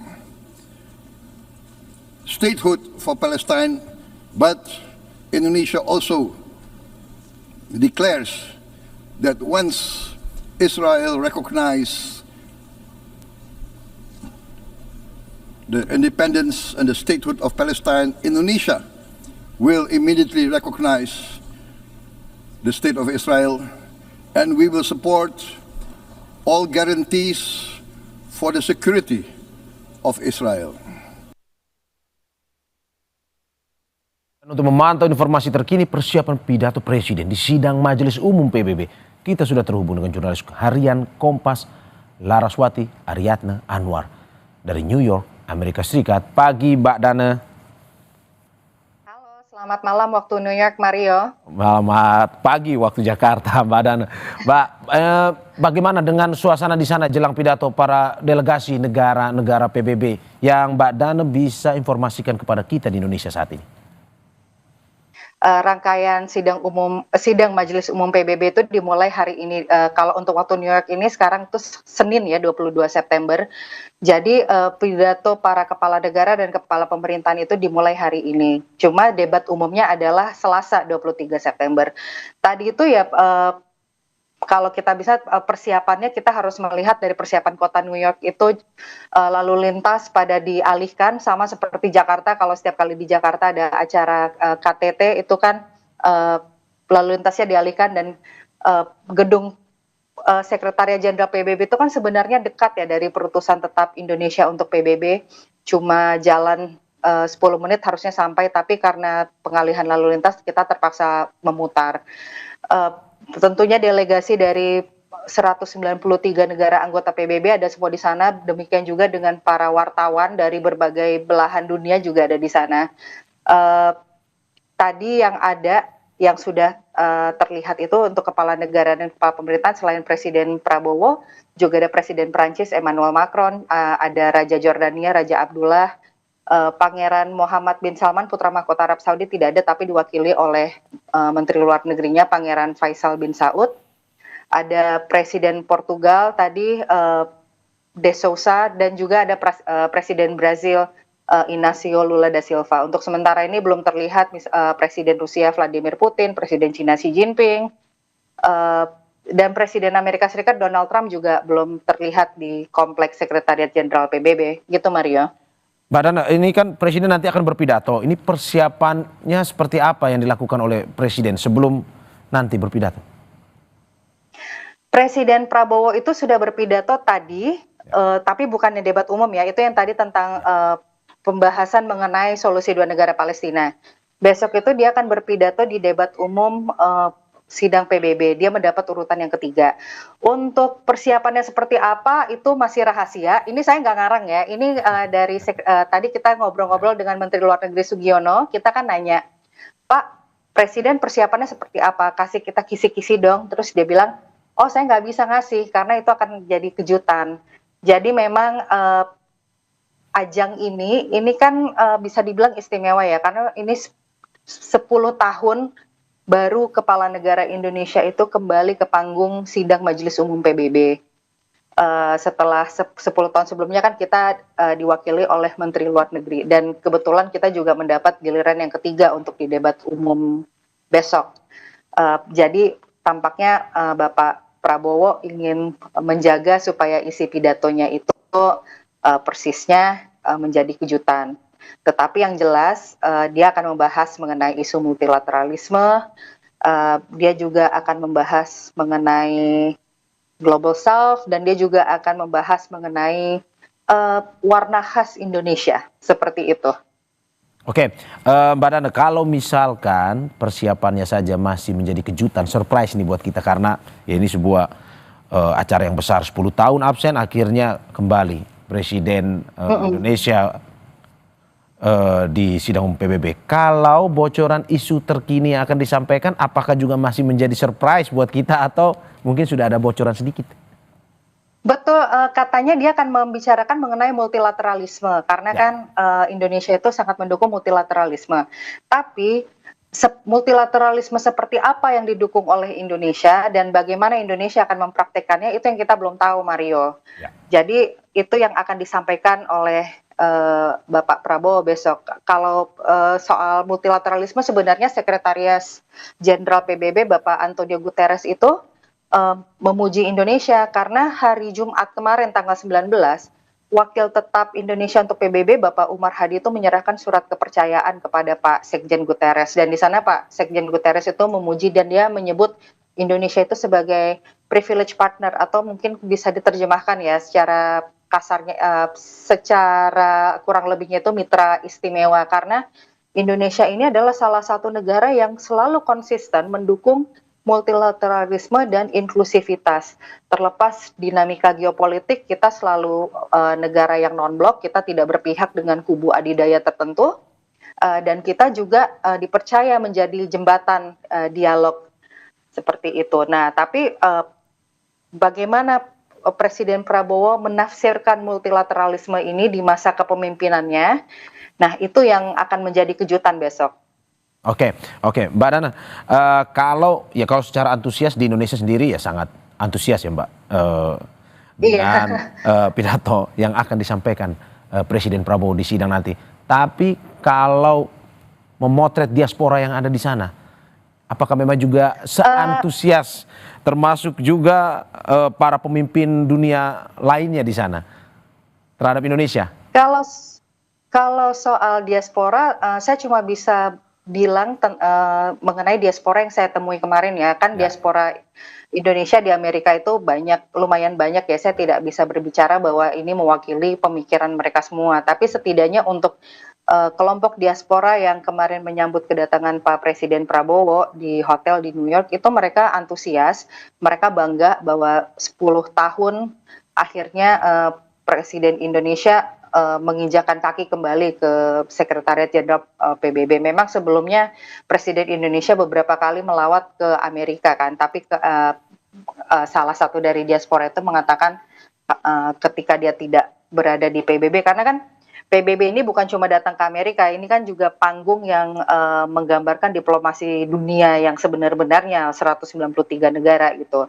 Mereka antusias, tapi pada saat yang sama mereka juga memberikan pandangan yang kritis.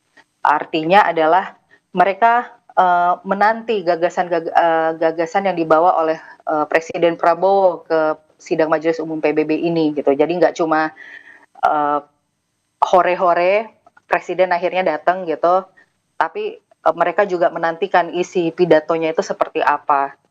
Oke, Mbak, kita lebih substansi masuk ke isi sidangnya. Ini ada info bahwa delegasi dari Amerika dan Israel pada saat pidato presiden yang mendukung Palestina nantinya ini akan absen.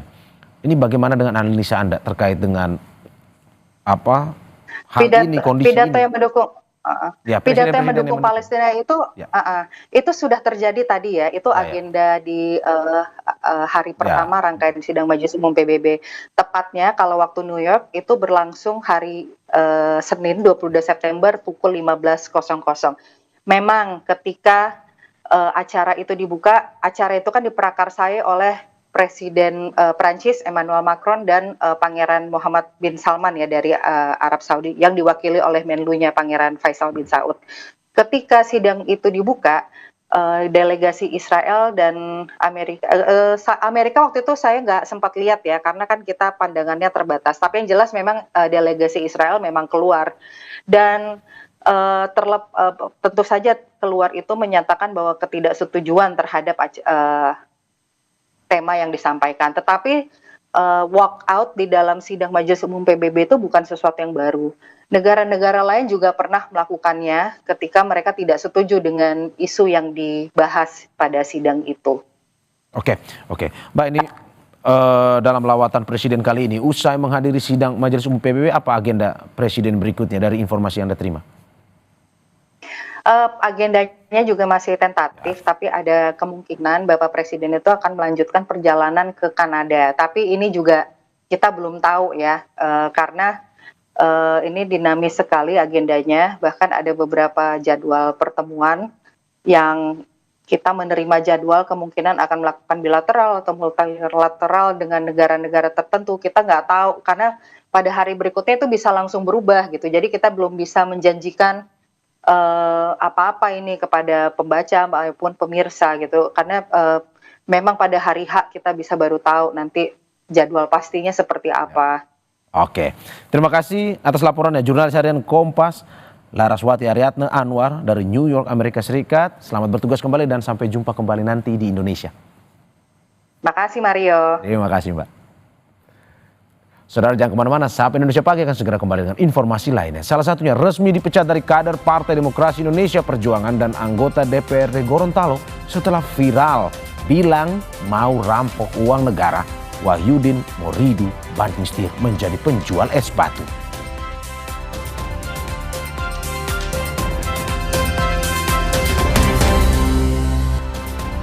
Terima kasih masih di Sapa Indonesia Pagi, saudara. Dewan Perwakilan Rakyat DPR RI menggelar rapat paripurna hari ini. Sejumlah agenda akan dibahas, diantaranya tentang keputusan RUU APBN 2026. Berdasarkan jadwal yang tertera dalam website resmi DPR RI, rapat paripurna akan digelar pukul 10 waktu Indonesia Barat. Salah satu yang akan dibahas dalam rapat paripurna DPR RI hari ini adalah keputusan RUU APBN 2026. Selain rapat paripurna, agenda rapat kerja juga akan digelar oleh sejumlah komisi di DPR. Dan untuk mengetahui informasi selengkapnya, kita sudah terhubung dengan jurnalis Kompas TV Claudia Carla dan juru kamera Julian Fernando di gedung DPR Senayan, Jakarta. Carla, selamat pagi. Selain pengambilan keputusan terhadap RUU tentang APBN tahun anggaran 2026, rapat paripurna yang digelar hari ini akan membahas apa saja dari informasi yang Anda peroleh? Ya, baik Mario dan juga saudara, memang hari ini DPR RI akan menggelar rapat paripurna yang dijadwalkan mulai pada pukul 10 pagi di Gedung Nusantara 2 Kompleks atau kawasan DPR RI. Dan adapun selain membahas tentang putusan RUU APBN 2026, akan ada agenda lainnya yang akan dibahas, diantaranya adalah laporan Badan Legislasi terhadap hasil pembahasan atau perubahan prolegnas RUU tahun 2025 hingga 2029, lalu kemudian pengambilan keputusan untuk anggota Dewan Komisioner dari LPS atau Lembaga Penjamin Simpanan, lalu kemudian pengambilan keputusan untuk Hakim Agung dan ad hoc HAM pada Mahkamah Agung, lalu juga terakhir adalah pengambilan keputusan untuk Ketua dan anggota Komite Badan Pengatur Penyediaan dan Pendistribusian Bahan Bakar Minyak untuk periode 2025 hingga 2029. Mario dan juga saudara, RUU APBN 2026 ini memang menjadi agenda utama dari rapat paripurna yang akan digelar hari ini. Ada beberapa perubahan terkait dengan RUU APBN yang memang sebelumnya dicanangkan oleh mantan Menteri Keuangan Sri Mulyani dengan Menteri Keuangan saat ini yaitu Purbaya. Di antaranya adalah bertambahnya jumlah transfer ke daerah atau TKD yang semula dari 650 triliun rupiah menjadi 693 triliun rupiah. Lalu kemudian memang ini ada lagi yang lainnya, belanja negara ini yang semula 3,786 triliun rupiah menjadi 3,842 triliun. Lalu juga belanja pusat yang semula 3,136 triliun rupiah menjadi 3,149 triliun rupiah.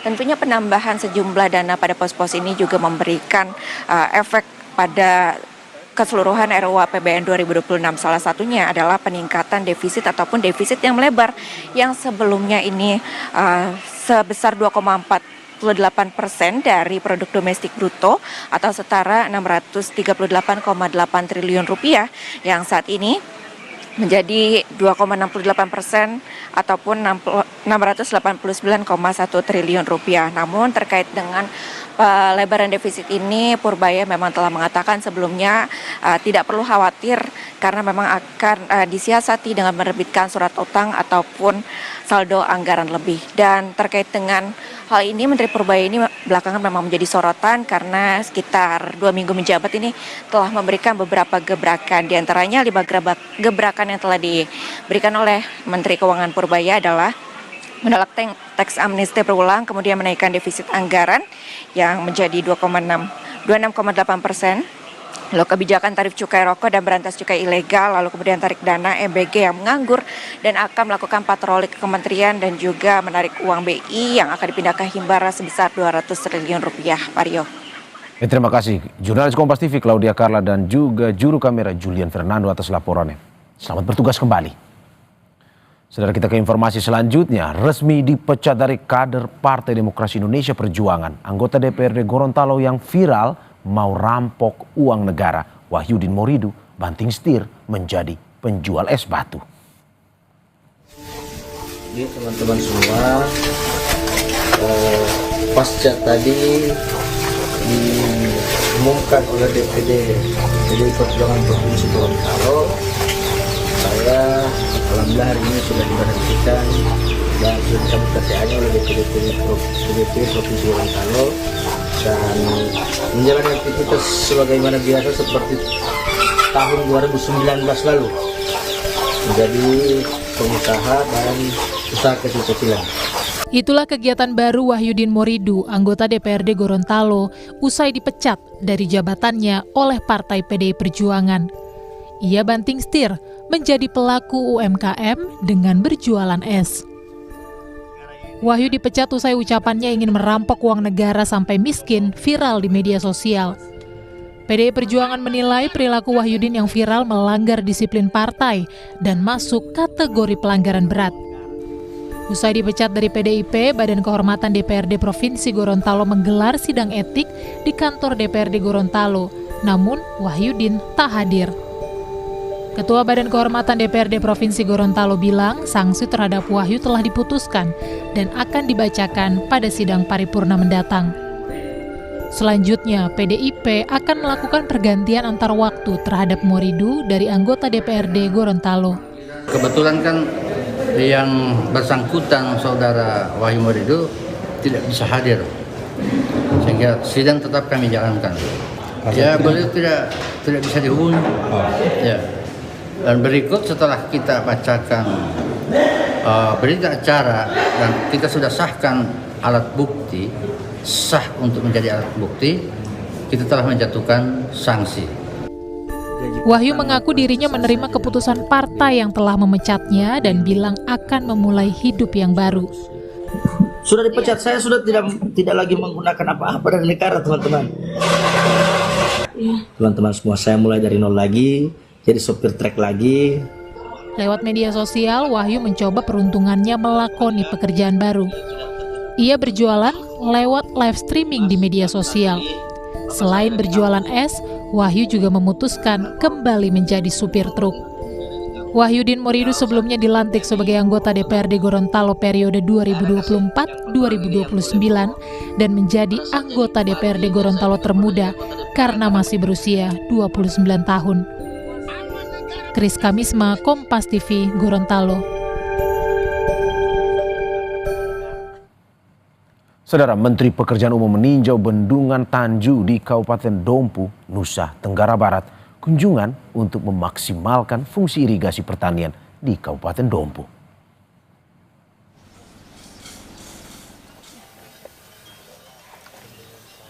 Mendarat di Bandar Udara Sultan Muhammad Salahuddin Bima pada pukul 13 waktu Indonesia Tengah, Minggu 21 September, Menteri Pekerjaan Umum Dodi Hanggodo menuju Kabupaten Dompu. Dodi meninjau pekerjaan irigasi di Desa Tanju sekaligus meninjau bendungan Tanju yang menjadi sumber air untuk mengaliri 2.250 hektar lahan pertanian di wilayah tersebut. Hal ini dilakukan untuk memastikan bendungan dan irigasi tersebut dapat memberi manfaat nyata kepada masyarakat. Bendungan Tanju dibangun sejak 2017 lalu, berkapasitas tampung 17,86 juta dengan luas genangan 325,20 hektar. Namun dalam pembangunannya mengalami berbagai kendala, di antaranya pembangunan jaringan irigasi yang belum tuntas, isu lingkungan karena alih fungsi lahan yang mengakibatkan erosi yang cukup parah, sehingga terjadi longsor yang menutup saluran irigasi dan sejumlah lahan menjadi gundul. Enggak, bukan menyalahkan masyarakat, tidak. Tapi saya juga harus koreksi diri saya sendiri, makanya kemudian saya akan bentuk tim untuk ngecek nih dari nol. Masalahnya ada apa? Karena kan sudah 2017-18 ya sudah 7 tahunan lah ya. Ini bendungan sudah berdiri tegak, tapi Bapak lihat sendiri kan di mana-mana tanahnya masih meranggas gitu. Berarti kan airnya belum bisa mengalir dengan sempurna lah sampai ke sawah-sawah yang terjauh. Apakah itu dipakai sawah, apakah itu dipakai jagung, itu kan cerita yang berbeda, tapi yang pasti airnya kan tidak mengalir. Kepala Desa Tanju mengatakan air menjadi permasalahan petani di desa mereka. Karena itu, bendungan Tanju diharapkan menjadi jalan keluar sebagai penyedia air utama. Yang menjadi kendala selama ini adalah ya karena mungkin untuk irigasinya, Pak. Yang terkendala di irigasinya, tapi kalau untuk bendungan yang tidak menjadi masalah, cuma yang menjadi masalah selama ini adalah irigasi, yang karena setiap 4 tahun itu irigasi kita bangun, terus ada sedimen yang turun dari gunung itu, terus menutupi lubang daripada irigasi sendiri, sehingga irigasi itu dimanfaatkan dengan maksimal. Ya, harapan besar masyarakat itu bagaimana pemanfaat bendungan ini bisa dilaksanakan semaksimal mungkin dan untuk secepatnya dinikmati oleh masyarakat. Ya, karena kita mengharapkan bahwa masih ada lahan masyarakat yang masih tertidur ini yang perlu mendapatkan irigasi itu sendiri. Itu harapan besar masyarakat yang ada di Kecamatan Manggelewa. Untuk mempercepat penyelesaian jaringan irigasi sepanjang 24 km, Menteri PU melibatkan lintas sektor, termasuk perguruan tinggi dan masyarakat. Diharapkan bendungan dan irigasi dapat menjadi penopang utama ketahanan pangan di wilayah Dompu dan Bima. Bendungan Tanju diresmikan pada tahun 2018 dan mendapat izin operasi tahun 2023. Agung Kaika, Kompas TV, Dompu, Nusa Tenggara Barat.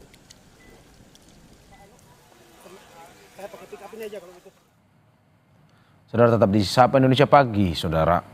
Untuk informasi lainnya, salah satunya untuk mendorong pertumbuhan ekonomi, BI Rate kembali turun 25 basis poin ke 4,75%.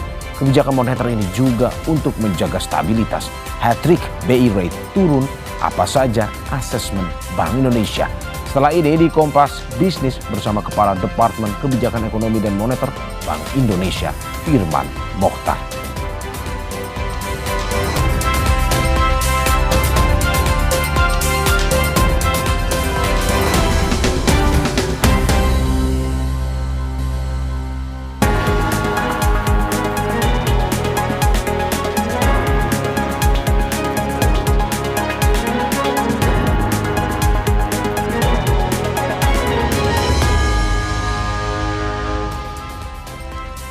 Kita masuk dalam segmen Kompas Bisnis bersama saya Brema Natenaya, saudara. Rapat Dewan Gubernur Bank Indonesia pada 16 hingga 17 September 2025 memutuskan menurunkan suku bunga acuan atau BI Rate sebesar 25 basis poin menjadi 4,75%.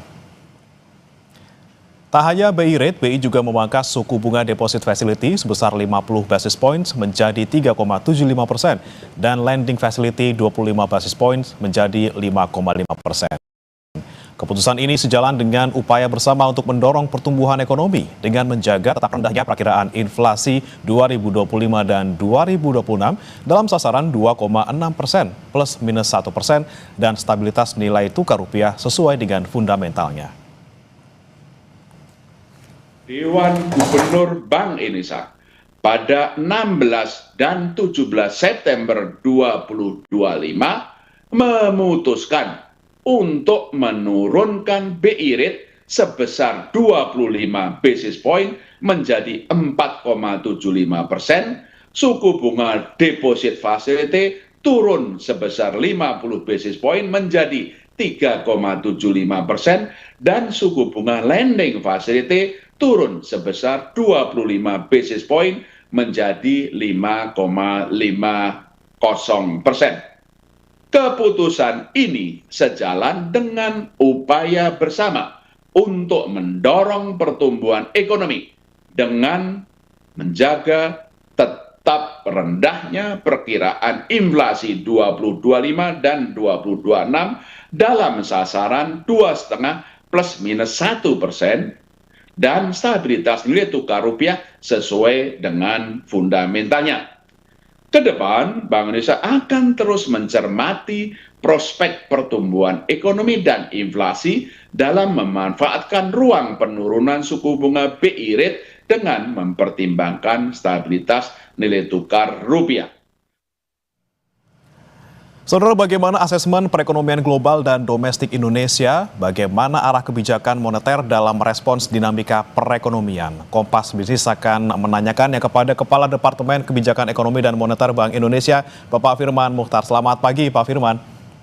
Selamat pagi, Mas Bremana. Salam sehat. Salam sehat, Pak Firman. Pak Firman, ini bagaimana asesmen Bank Indonesia terhadap perkembangan ekonomi global, khususnya terkait dampak penerapan tarif resiprokal Amerika Serikat dan juga ketidakpastian yang masih tinggi sekarang?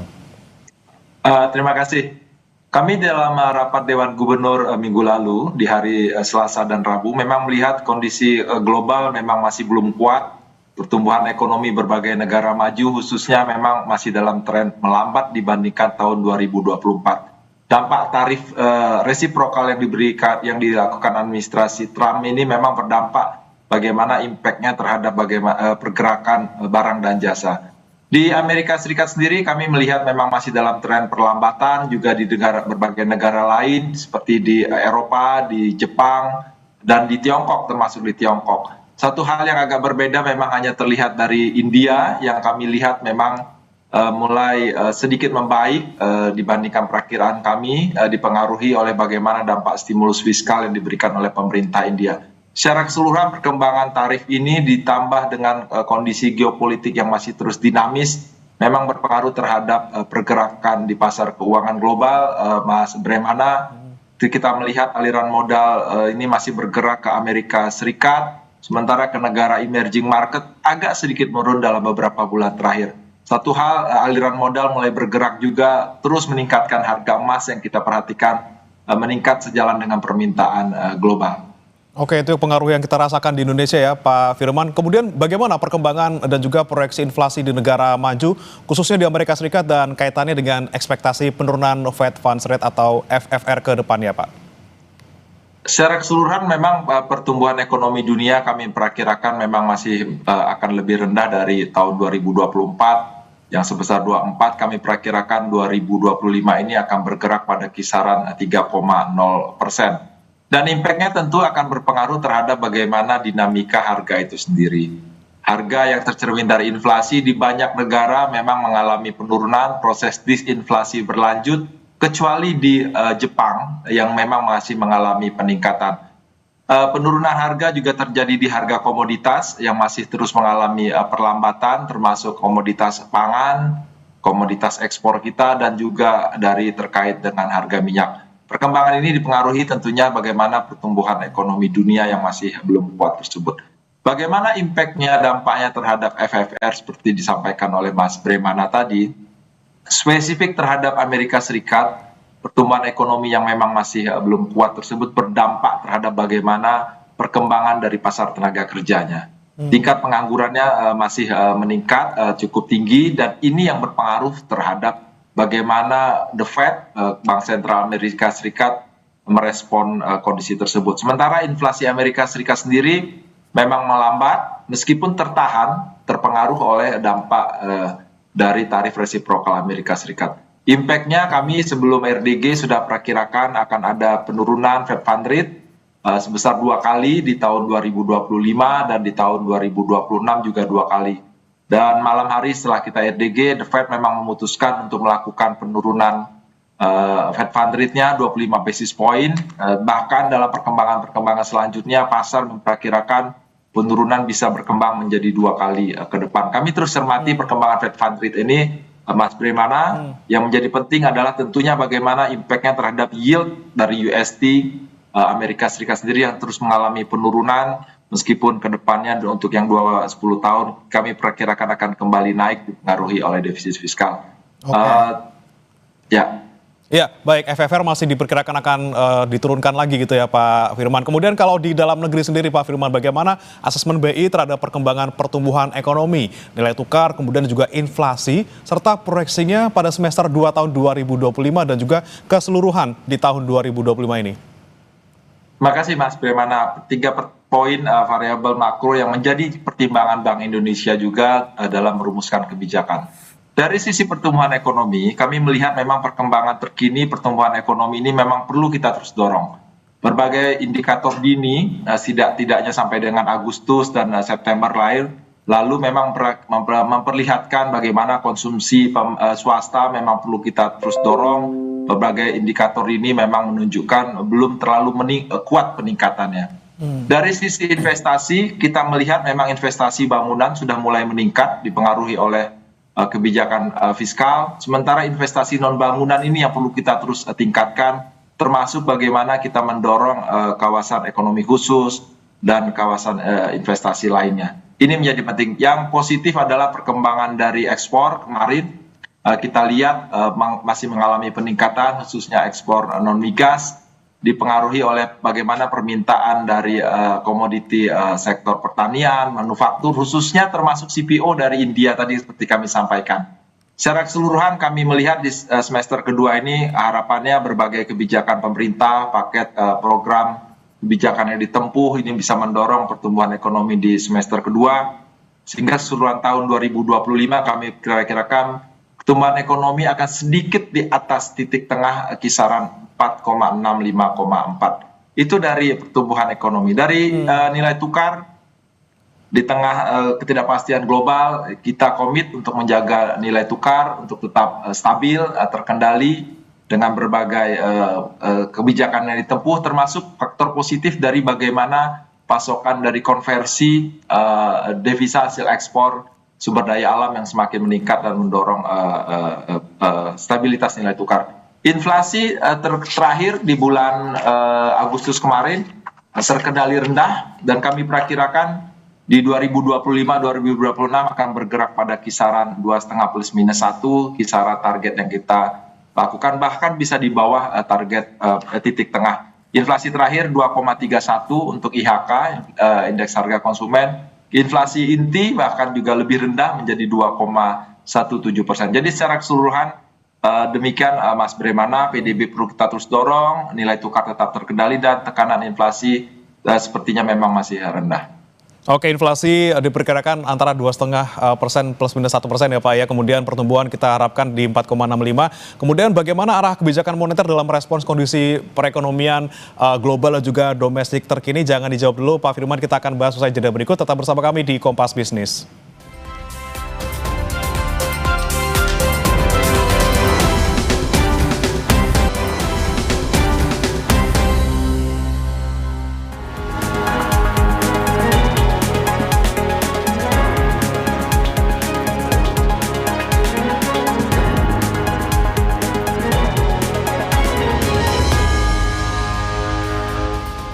kembali di Kompas Bisnis bersama saya Bremana Atenaya dan juga masih bersama kami Firman Mokhtar, Kepala Departemen Kebijakan Ekonomi dan Moneter Bank Indonesia. Ya Pak Firman, kita lanjutkan kembali. Ini sebenarnya yang bikin penasaran adalah apa saja sih faktor-faktor dan juga pertimbangan Bank Indonesia dalam menurunkan BI rate untuk ketiga kalinya secara berturut-turut. Ini sebesar 25 basis point menjadi 4,75%. Kemudian suku bunga deposit facility juga turun nih sebesar 50 basis point menjadi 3,75% di RDG September 2025. Bagaimana sebenarnya Bank Indonesia ini meyakini kebijakan ini dapat menjaga stabilitas nilai tukar rupiah? Terima kasih Mas Bremana. Saya kembali ke pertanyaan yang tadi sebelumnya tentang bagaimana kita melihat pertumbuhan ekonomi, nilai tukar, dan inflasi. Yang secara keseluruhan memang pertumbuhan ekonomi perlu kita terus dorong di tengah upaya kita menjaga stabilitas harga yang memang semakin terkendali. Kondisi inilah yang menjadi pertimbangan kami bagaimana kita secara bersama menempuh upaya sinergi untuk mendorong pertumbuhan ekonomi dengan tetap menjaga stabilitas pertumbuhan ekonomi. Dalam kondisi itu memang pada akhirnya di RDG yang lalu kami menurunkan suku bunga kebijakan BI rate 25 basis point dari 5,00 menjadi 4,75. Pertimbangan utamanya tadi seperti disampaikan adalah pertama, pertumbuhan ekonomi yang perlu kita terus dorong, yang kedua nilai tukar yang tetap terkendali di tengah ketidakpastian global, dan yang ketiga adalah bagaimana kita melihat prospek inflasi yang memang belum tetap terkendali rendah sampai dengan tahun 2026.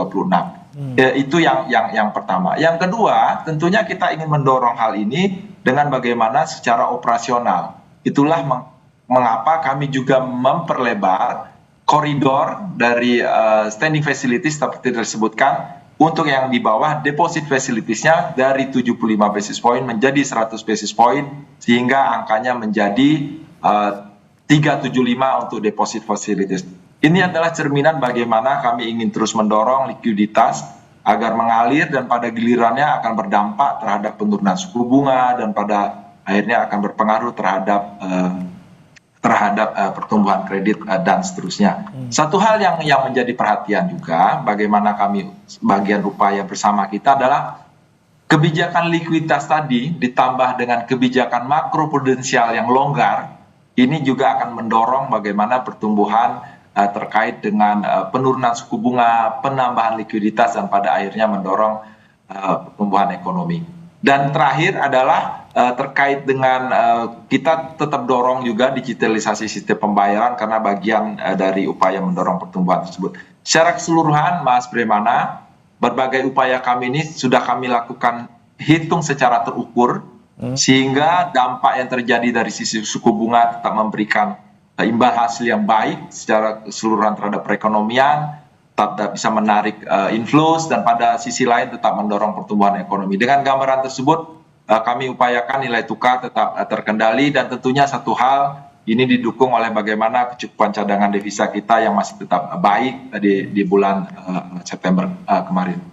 Baik, tentunya penurunan BI rate bukan satu-satunya ya Pak Firman, tapi juga ada kebijakan moneter pro market lain, ada juga soal ekspansi likuiditas moneter, kemudian juga ada insentif LKM atau likuiditas makroprudensial Kalau Anda melihat Pak Firman, ini asesmennya gimana, terutama untuk suku bunga di pasar uang dan juga suku bunga perbankan?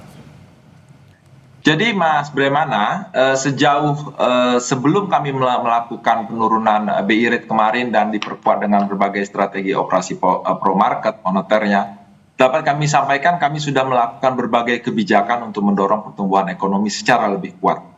Yang pertama, seperti kami sampaikan sebelum kemarin kita turunkan BI rate, kita sudah menurunkan BI rate 125 basis point sejak September 2024 sehingga sudah turun sebanyak 5 kali. Kemarin ditambahkan satu kali lagi menjadi 150 basis point. Itu yang pertama yang kami lakukan dari sisi bagaimana kita mempengaruhi harga uang. Dari sisi likuiditas, kami juga lakukan berbagai strategi. Pertama, kita turunkan posisi suku sertifikat Bank Indonesia, sekuritasi bank SRBI. Kita turunkan dari 917 di awal tahun menjadi sekitar sekarang sudah 716. Ada 200 triliun yang sudah kita turunkan dari SRBI. Ini untuk menambah likuiditas. Yang kedua adalah bagaimana kita juga melakukan pembelian SBN di pasar sekunder. kita sudah lakukan sampai dengan September kemarin sekitar 217 triliun kita tambahkan ke dalam perekonomian. Dan belum cukup dengan itu, seperti disampaikan tadi, kebijakan likuiditas makroprudensial kita sudah tambahkan untuk menarik dari GWM-nya sebesar 384 triliun. Sehingga secara keseluruhan, gambaran likuiditas tadi juga bagian dari upaya mendorong pertumbuhan ekonomi dan likuiditas lebih baik. Tetap angka-angka tersebut tetap dalam koridor kami untuk menjaga stabilitas perekonomian. Kita turunkan bunga, kita tambah likuiditas, dan itu tetap dalam koridor kita menjaga stabilitas perekonomian. Yang menjadi diskusi adalah seperti disampaikan dampaknya terhadap transmisi. Suku bunga pasar uang itu sudah turun. Kalau sebelumnya 125 basis point di suku bunga BI rate, itu sudah turun 144 basis point, sudah besar. Suku bunga SRBI sudah turun sampai sekitar 210 basis point untuk berbagai tenor. Yield SBN juga sudah turun sampai dengan bahkan 185 basis point. Gambaran-gambaran ini transmisi sudah cukup baik di pasar uang. Yang menjadi tantangan kita dan harus kita siapkan bersama adalah ternyata transmisi ke suku bunga perbankan memang belum cukup kuat. Suku bunga deposito baru turun 16 basis point, suku bunga kredit baru turun 7 basis point. Jadi ini yang perlu kita menjadi tantangan kita bersama untuk mendorong, dan kami melihat sebagaimana disampaikan dari Pak Dewan Gubernur, pengaruh dari bagaimana special rate ini berpengaruh di deposito, berpengaruh terhadap suku bunga yang memang belum turun. Dampaknya permintaan kredit memang harus perlu kita dorong menjadi yang saat ini sudah tumbuh lebih baik 7,56, tapi perlu kita terus dorong agar ini mendorong pertumbuhan ekonomi. Kami berharap upaya ini bisa menjadi upaya bersama, sinergi dari Bank Indonesia untuk meningkatkan pertumbuhan ekonomi melalui dorongan likuiditas, suku bunga, dan pada akhirnya ke kredit dan pertumbuhan ekonomi. Kami berharap ini akan menjadi sinergi dengan kebijakan fiskal yang sudah sangat baik. Kemarin sudah ada paket program kebijakan akan ditempuh, dan juga berbagai kebijakan lainnya. Mas Bremana. Oke, nah ini kemudian pertanyaannya, bagaimana nih tadi sinergi kebijakan Bank Indonesia bersama dengan pemerintah nih, Pak Firman, untuk menjaga stabilitas dan juga mendorong pertumbuhan ekonomi sejalan dengan program Astacita pemerintah? Ada 3 hal yang sudah kami lakukan. Seperti saya sampaikan, kita sudah all out berbagai kebijakan, tapi tetap dalam koridor menjaga stabilitas. Itu yang menjadi penting, tetap dalam koridor kehati-hatian. Yang kedua, tentunya kami berharap berbagai upaya kami dari sisi suku bunga, upaya menjaga stabilitas nilai tukar, dorongan likuiditas ini akan menjadi sinergi kuat dengan pemerintah dalam berbagai kebijakan fiskalnya. Stimulusnya sudah akan ditingkatkan semakin kuat di semester kedua ini, termasuk didorong berbagai paket program kebijakannya, kebijakan 8, 4, dan 5. Kemudian itu yang pertama, dan kami sambut baik berbagai kebijakan ini. Yang kedua, untuk menjaga stabilitas inflasi, kita akan terus perkuat koordinasi dengan pemerintah pusat dan daerah melalui tim pengendalian inflasi pusat dan juga di daerah. Dan yang ketiga, kita akan juga berkoordinasi erat dengan anggota Komite Stabilitas Sistem Keuangan, Kementerian Keuangan, LPS, dan OJK untuk tetap menjaga stabilitas sistem keuangan. Itu kira-kira Mas Bremana, dan kita tetap harus bersinergi. Oke, inilah sinergi yang kita nantikan ya Pak ya, kebijakan moneter dari Bank Indonesia, kebijakan fiskal dari pemerintah, ini bisa bersatu padu, bisa meningkatkan pertumbuhan ekonomi, tapi juga lagi-lagi kita jaga inflasinya agar jangan sampai over gitu Pak Firman ya. Terima kasih Pak Firman Mukhtar, Kepala Departemen Kebijakan Ekonomi dan juga Moneter Bank Indonesia telah bergabung bersama kami di Kompas Bisnis. Selamat pagi, salam sehat Pak Firman. Jangan beranjak saudara, Sapa Indonesia Pagi akan kembali dengan informasi. Bupati Pati Sudewo memenuhi panggilan KPK sebagai saksi dalam kasus dugaan korupsi pembangunan jalur kereta api di lingkungan DJKA Kemenhub Senin pagi. Usai jeda.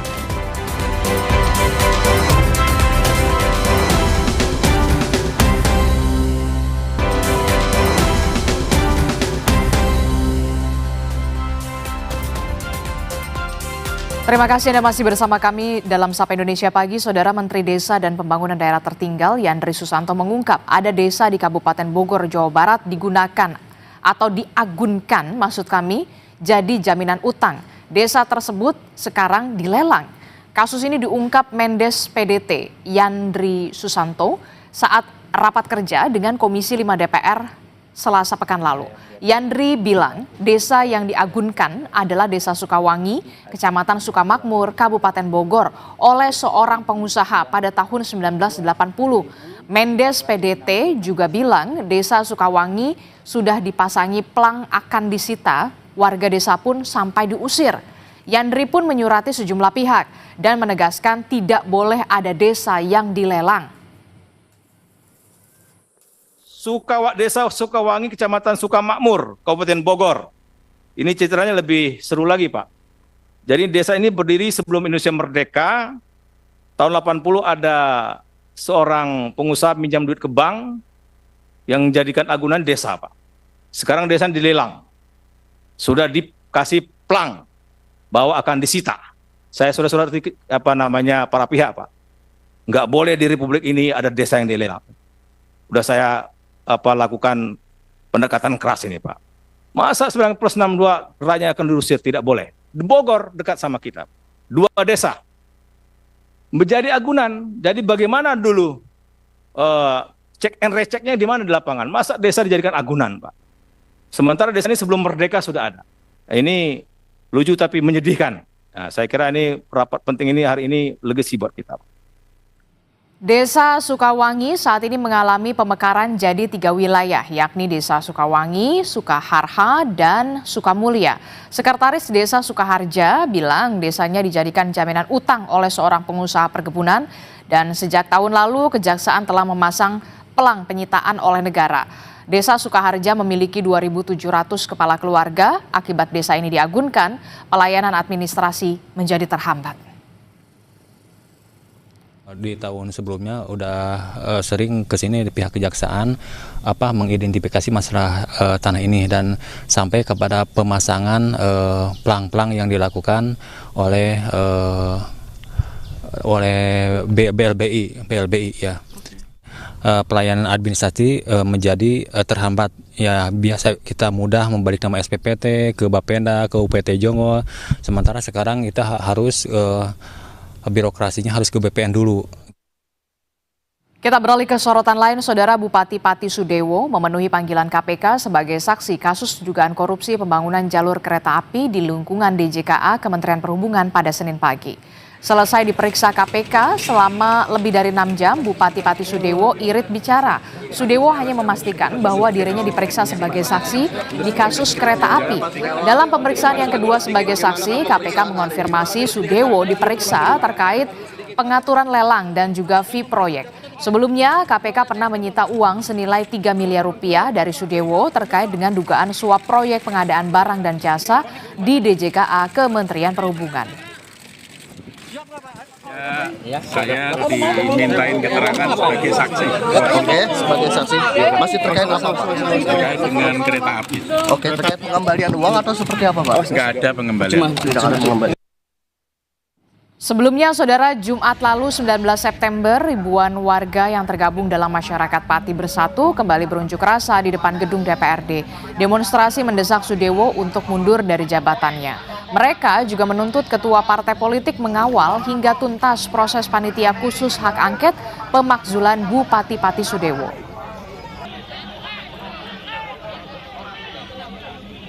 Ratusan pelajar di Kecamatan Cipongkor, Kabupaten Bandung Barat, Jawa Barat diduga keracunan usai menyantap makanan bergizi gratis atau MBG. Mereka mengeluhkan pusing, mual, gangguan pencernaan hingga badan lemas.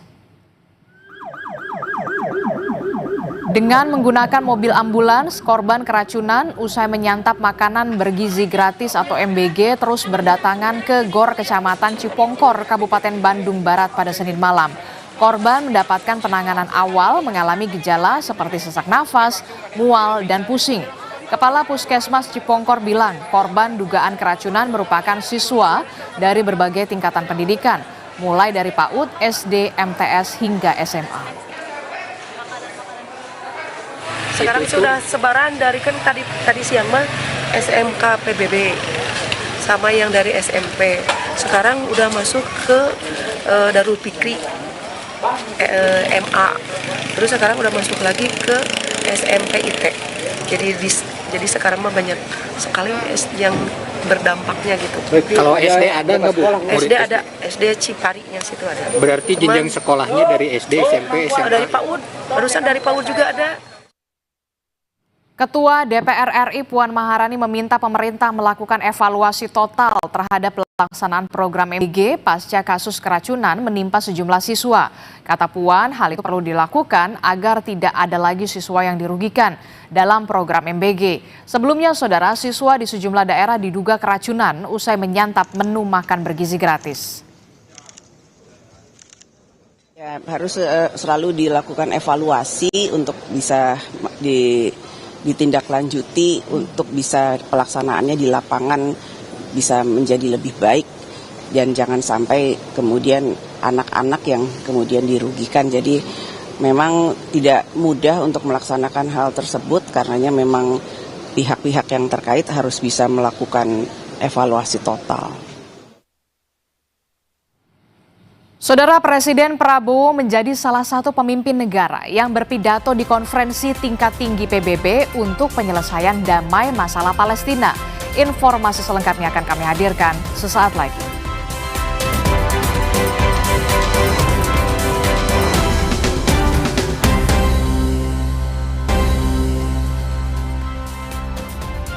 Kita memasuki paruh akhir Sapa Indonesia Pagi. Saudara, Presiden Prabowo menjadi salah satu pemimpin negara yang berpidato di konferensi tingkat tinggi PBB untuk penyelesaian damai masalah Palestina. Dalam pidatonya, Presiden Prabowo menekankan kembali bahwa Indonesia mendukung negara Palestina dan solusi dua negara untuk perdamaian di wilayah Palestina dan Israel. Usai pidato di konferensi tingkat tinggi PBB untuk penyelesaian damai masalah Palestina, Presiden Prabowo akan berpidato pada sesi debat umum sidang Majelis Umum ke-80 Perserikatan Bangsa-Bangsa di markas besar PBB New York. Pidato Presiden Prabowo berlangsung Selasa pukul 9 pagi waktu setempat atau Selasa malam pukul 20 waktu Indonesia Barat. Sidang Majelis Umum tahun ini dipandang sebagai momentum penting bagi Indonesia untuk kembali menegaskan peran aktifnya di forum multilateral tertinggi dunia. The ongoing unbearable tragedy in Gaza. Thousands of innocent lives, many of them women and children, have been killed. Famine looms. Human catastrophe is unfolding with our eyes. We condemn all acts of violence against innocent civilians. Therefore, it is today with dignity that we gather to take our historical responsibility. This responsibility speaks not only to the fate of Palestine, but also to the future of Israel, and also the very credibility of the United Nations. We condemn all violence against innocent civilians. Therefore, Indonesia once again reiterates its commitment to the two-state solution in the Palestine problem. Only this two-state solution will lead to peace. We must guarantee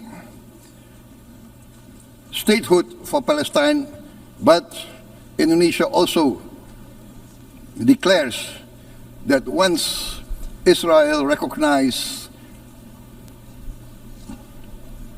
the independence and the statehood of Palestine, Indonesia will immediately recognize the state of Israel, and we will support all guarantees for the security of Israel. Dan di saat pengakuan resmi negara-negara di PBB terhadap negara Palestina, ribuan warga Gaza mengungsi ke selatan di tengah gempuran masif serangan Israel di jalur darat dan juga udara. Militer Israel mulai bergerak ke kota Gaza. Pasukan pertahanan Israel merilis visual kendaraan tempur yang akan menuju jalur Gaza.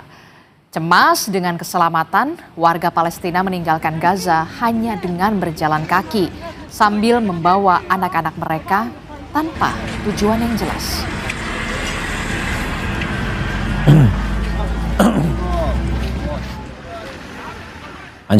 Aksi unjuk rasa pro-Palestina di Milan, Italia berujung ricuh. Pengunjuk rasa mendesak pemerintah Italia mengikuti langkah Inggris dan Portugal mengakui negara Palestina. Bentrokan terjadi antara polisi dengan para pengunjuk rasa di Milan, Italia pada Senin waktu setempat. Polisi memaksa mundur massa dengan menembakkan gas air mata. Pengunjuk rasa mengibarkan bendera Palestina dan memenuhi jalanan selama aksi mogok umum layanan publik 24 jam. Mereka meneriakkan yel-yel menentang tindakan militer Israel dan menyerukan perubahan kebijakan Italia. Unjuk rasa tersebut bertepatan dengan beberapa negara Eropa yang secara resmi mengakui negara Palestina. Para pengunjuk rasa di Milan mendesak Italia untuk mengikuti langkah tersebut karena pengakuan tersebut dinilai menjadi langkah penting menuju perdamaian. Informasi dari Milan, Italia tadi jadi penutup jumpa kita di Sapa Indonesia Pagi. Terima kasih sudah menyaksikan. Saya Adisti Larasati. Dan saya Mario Sarong pamit undur diri. Sampai jumpa.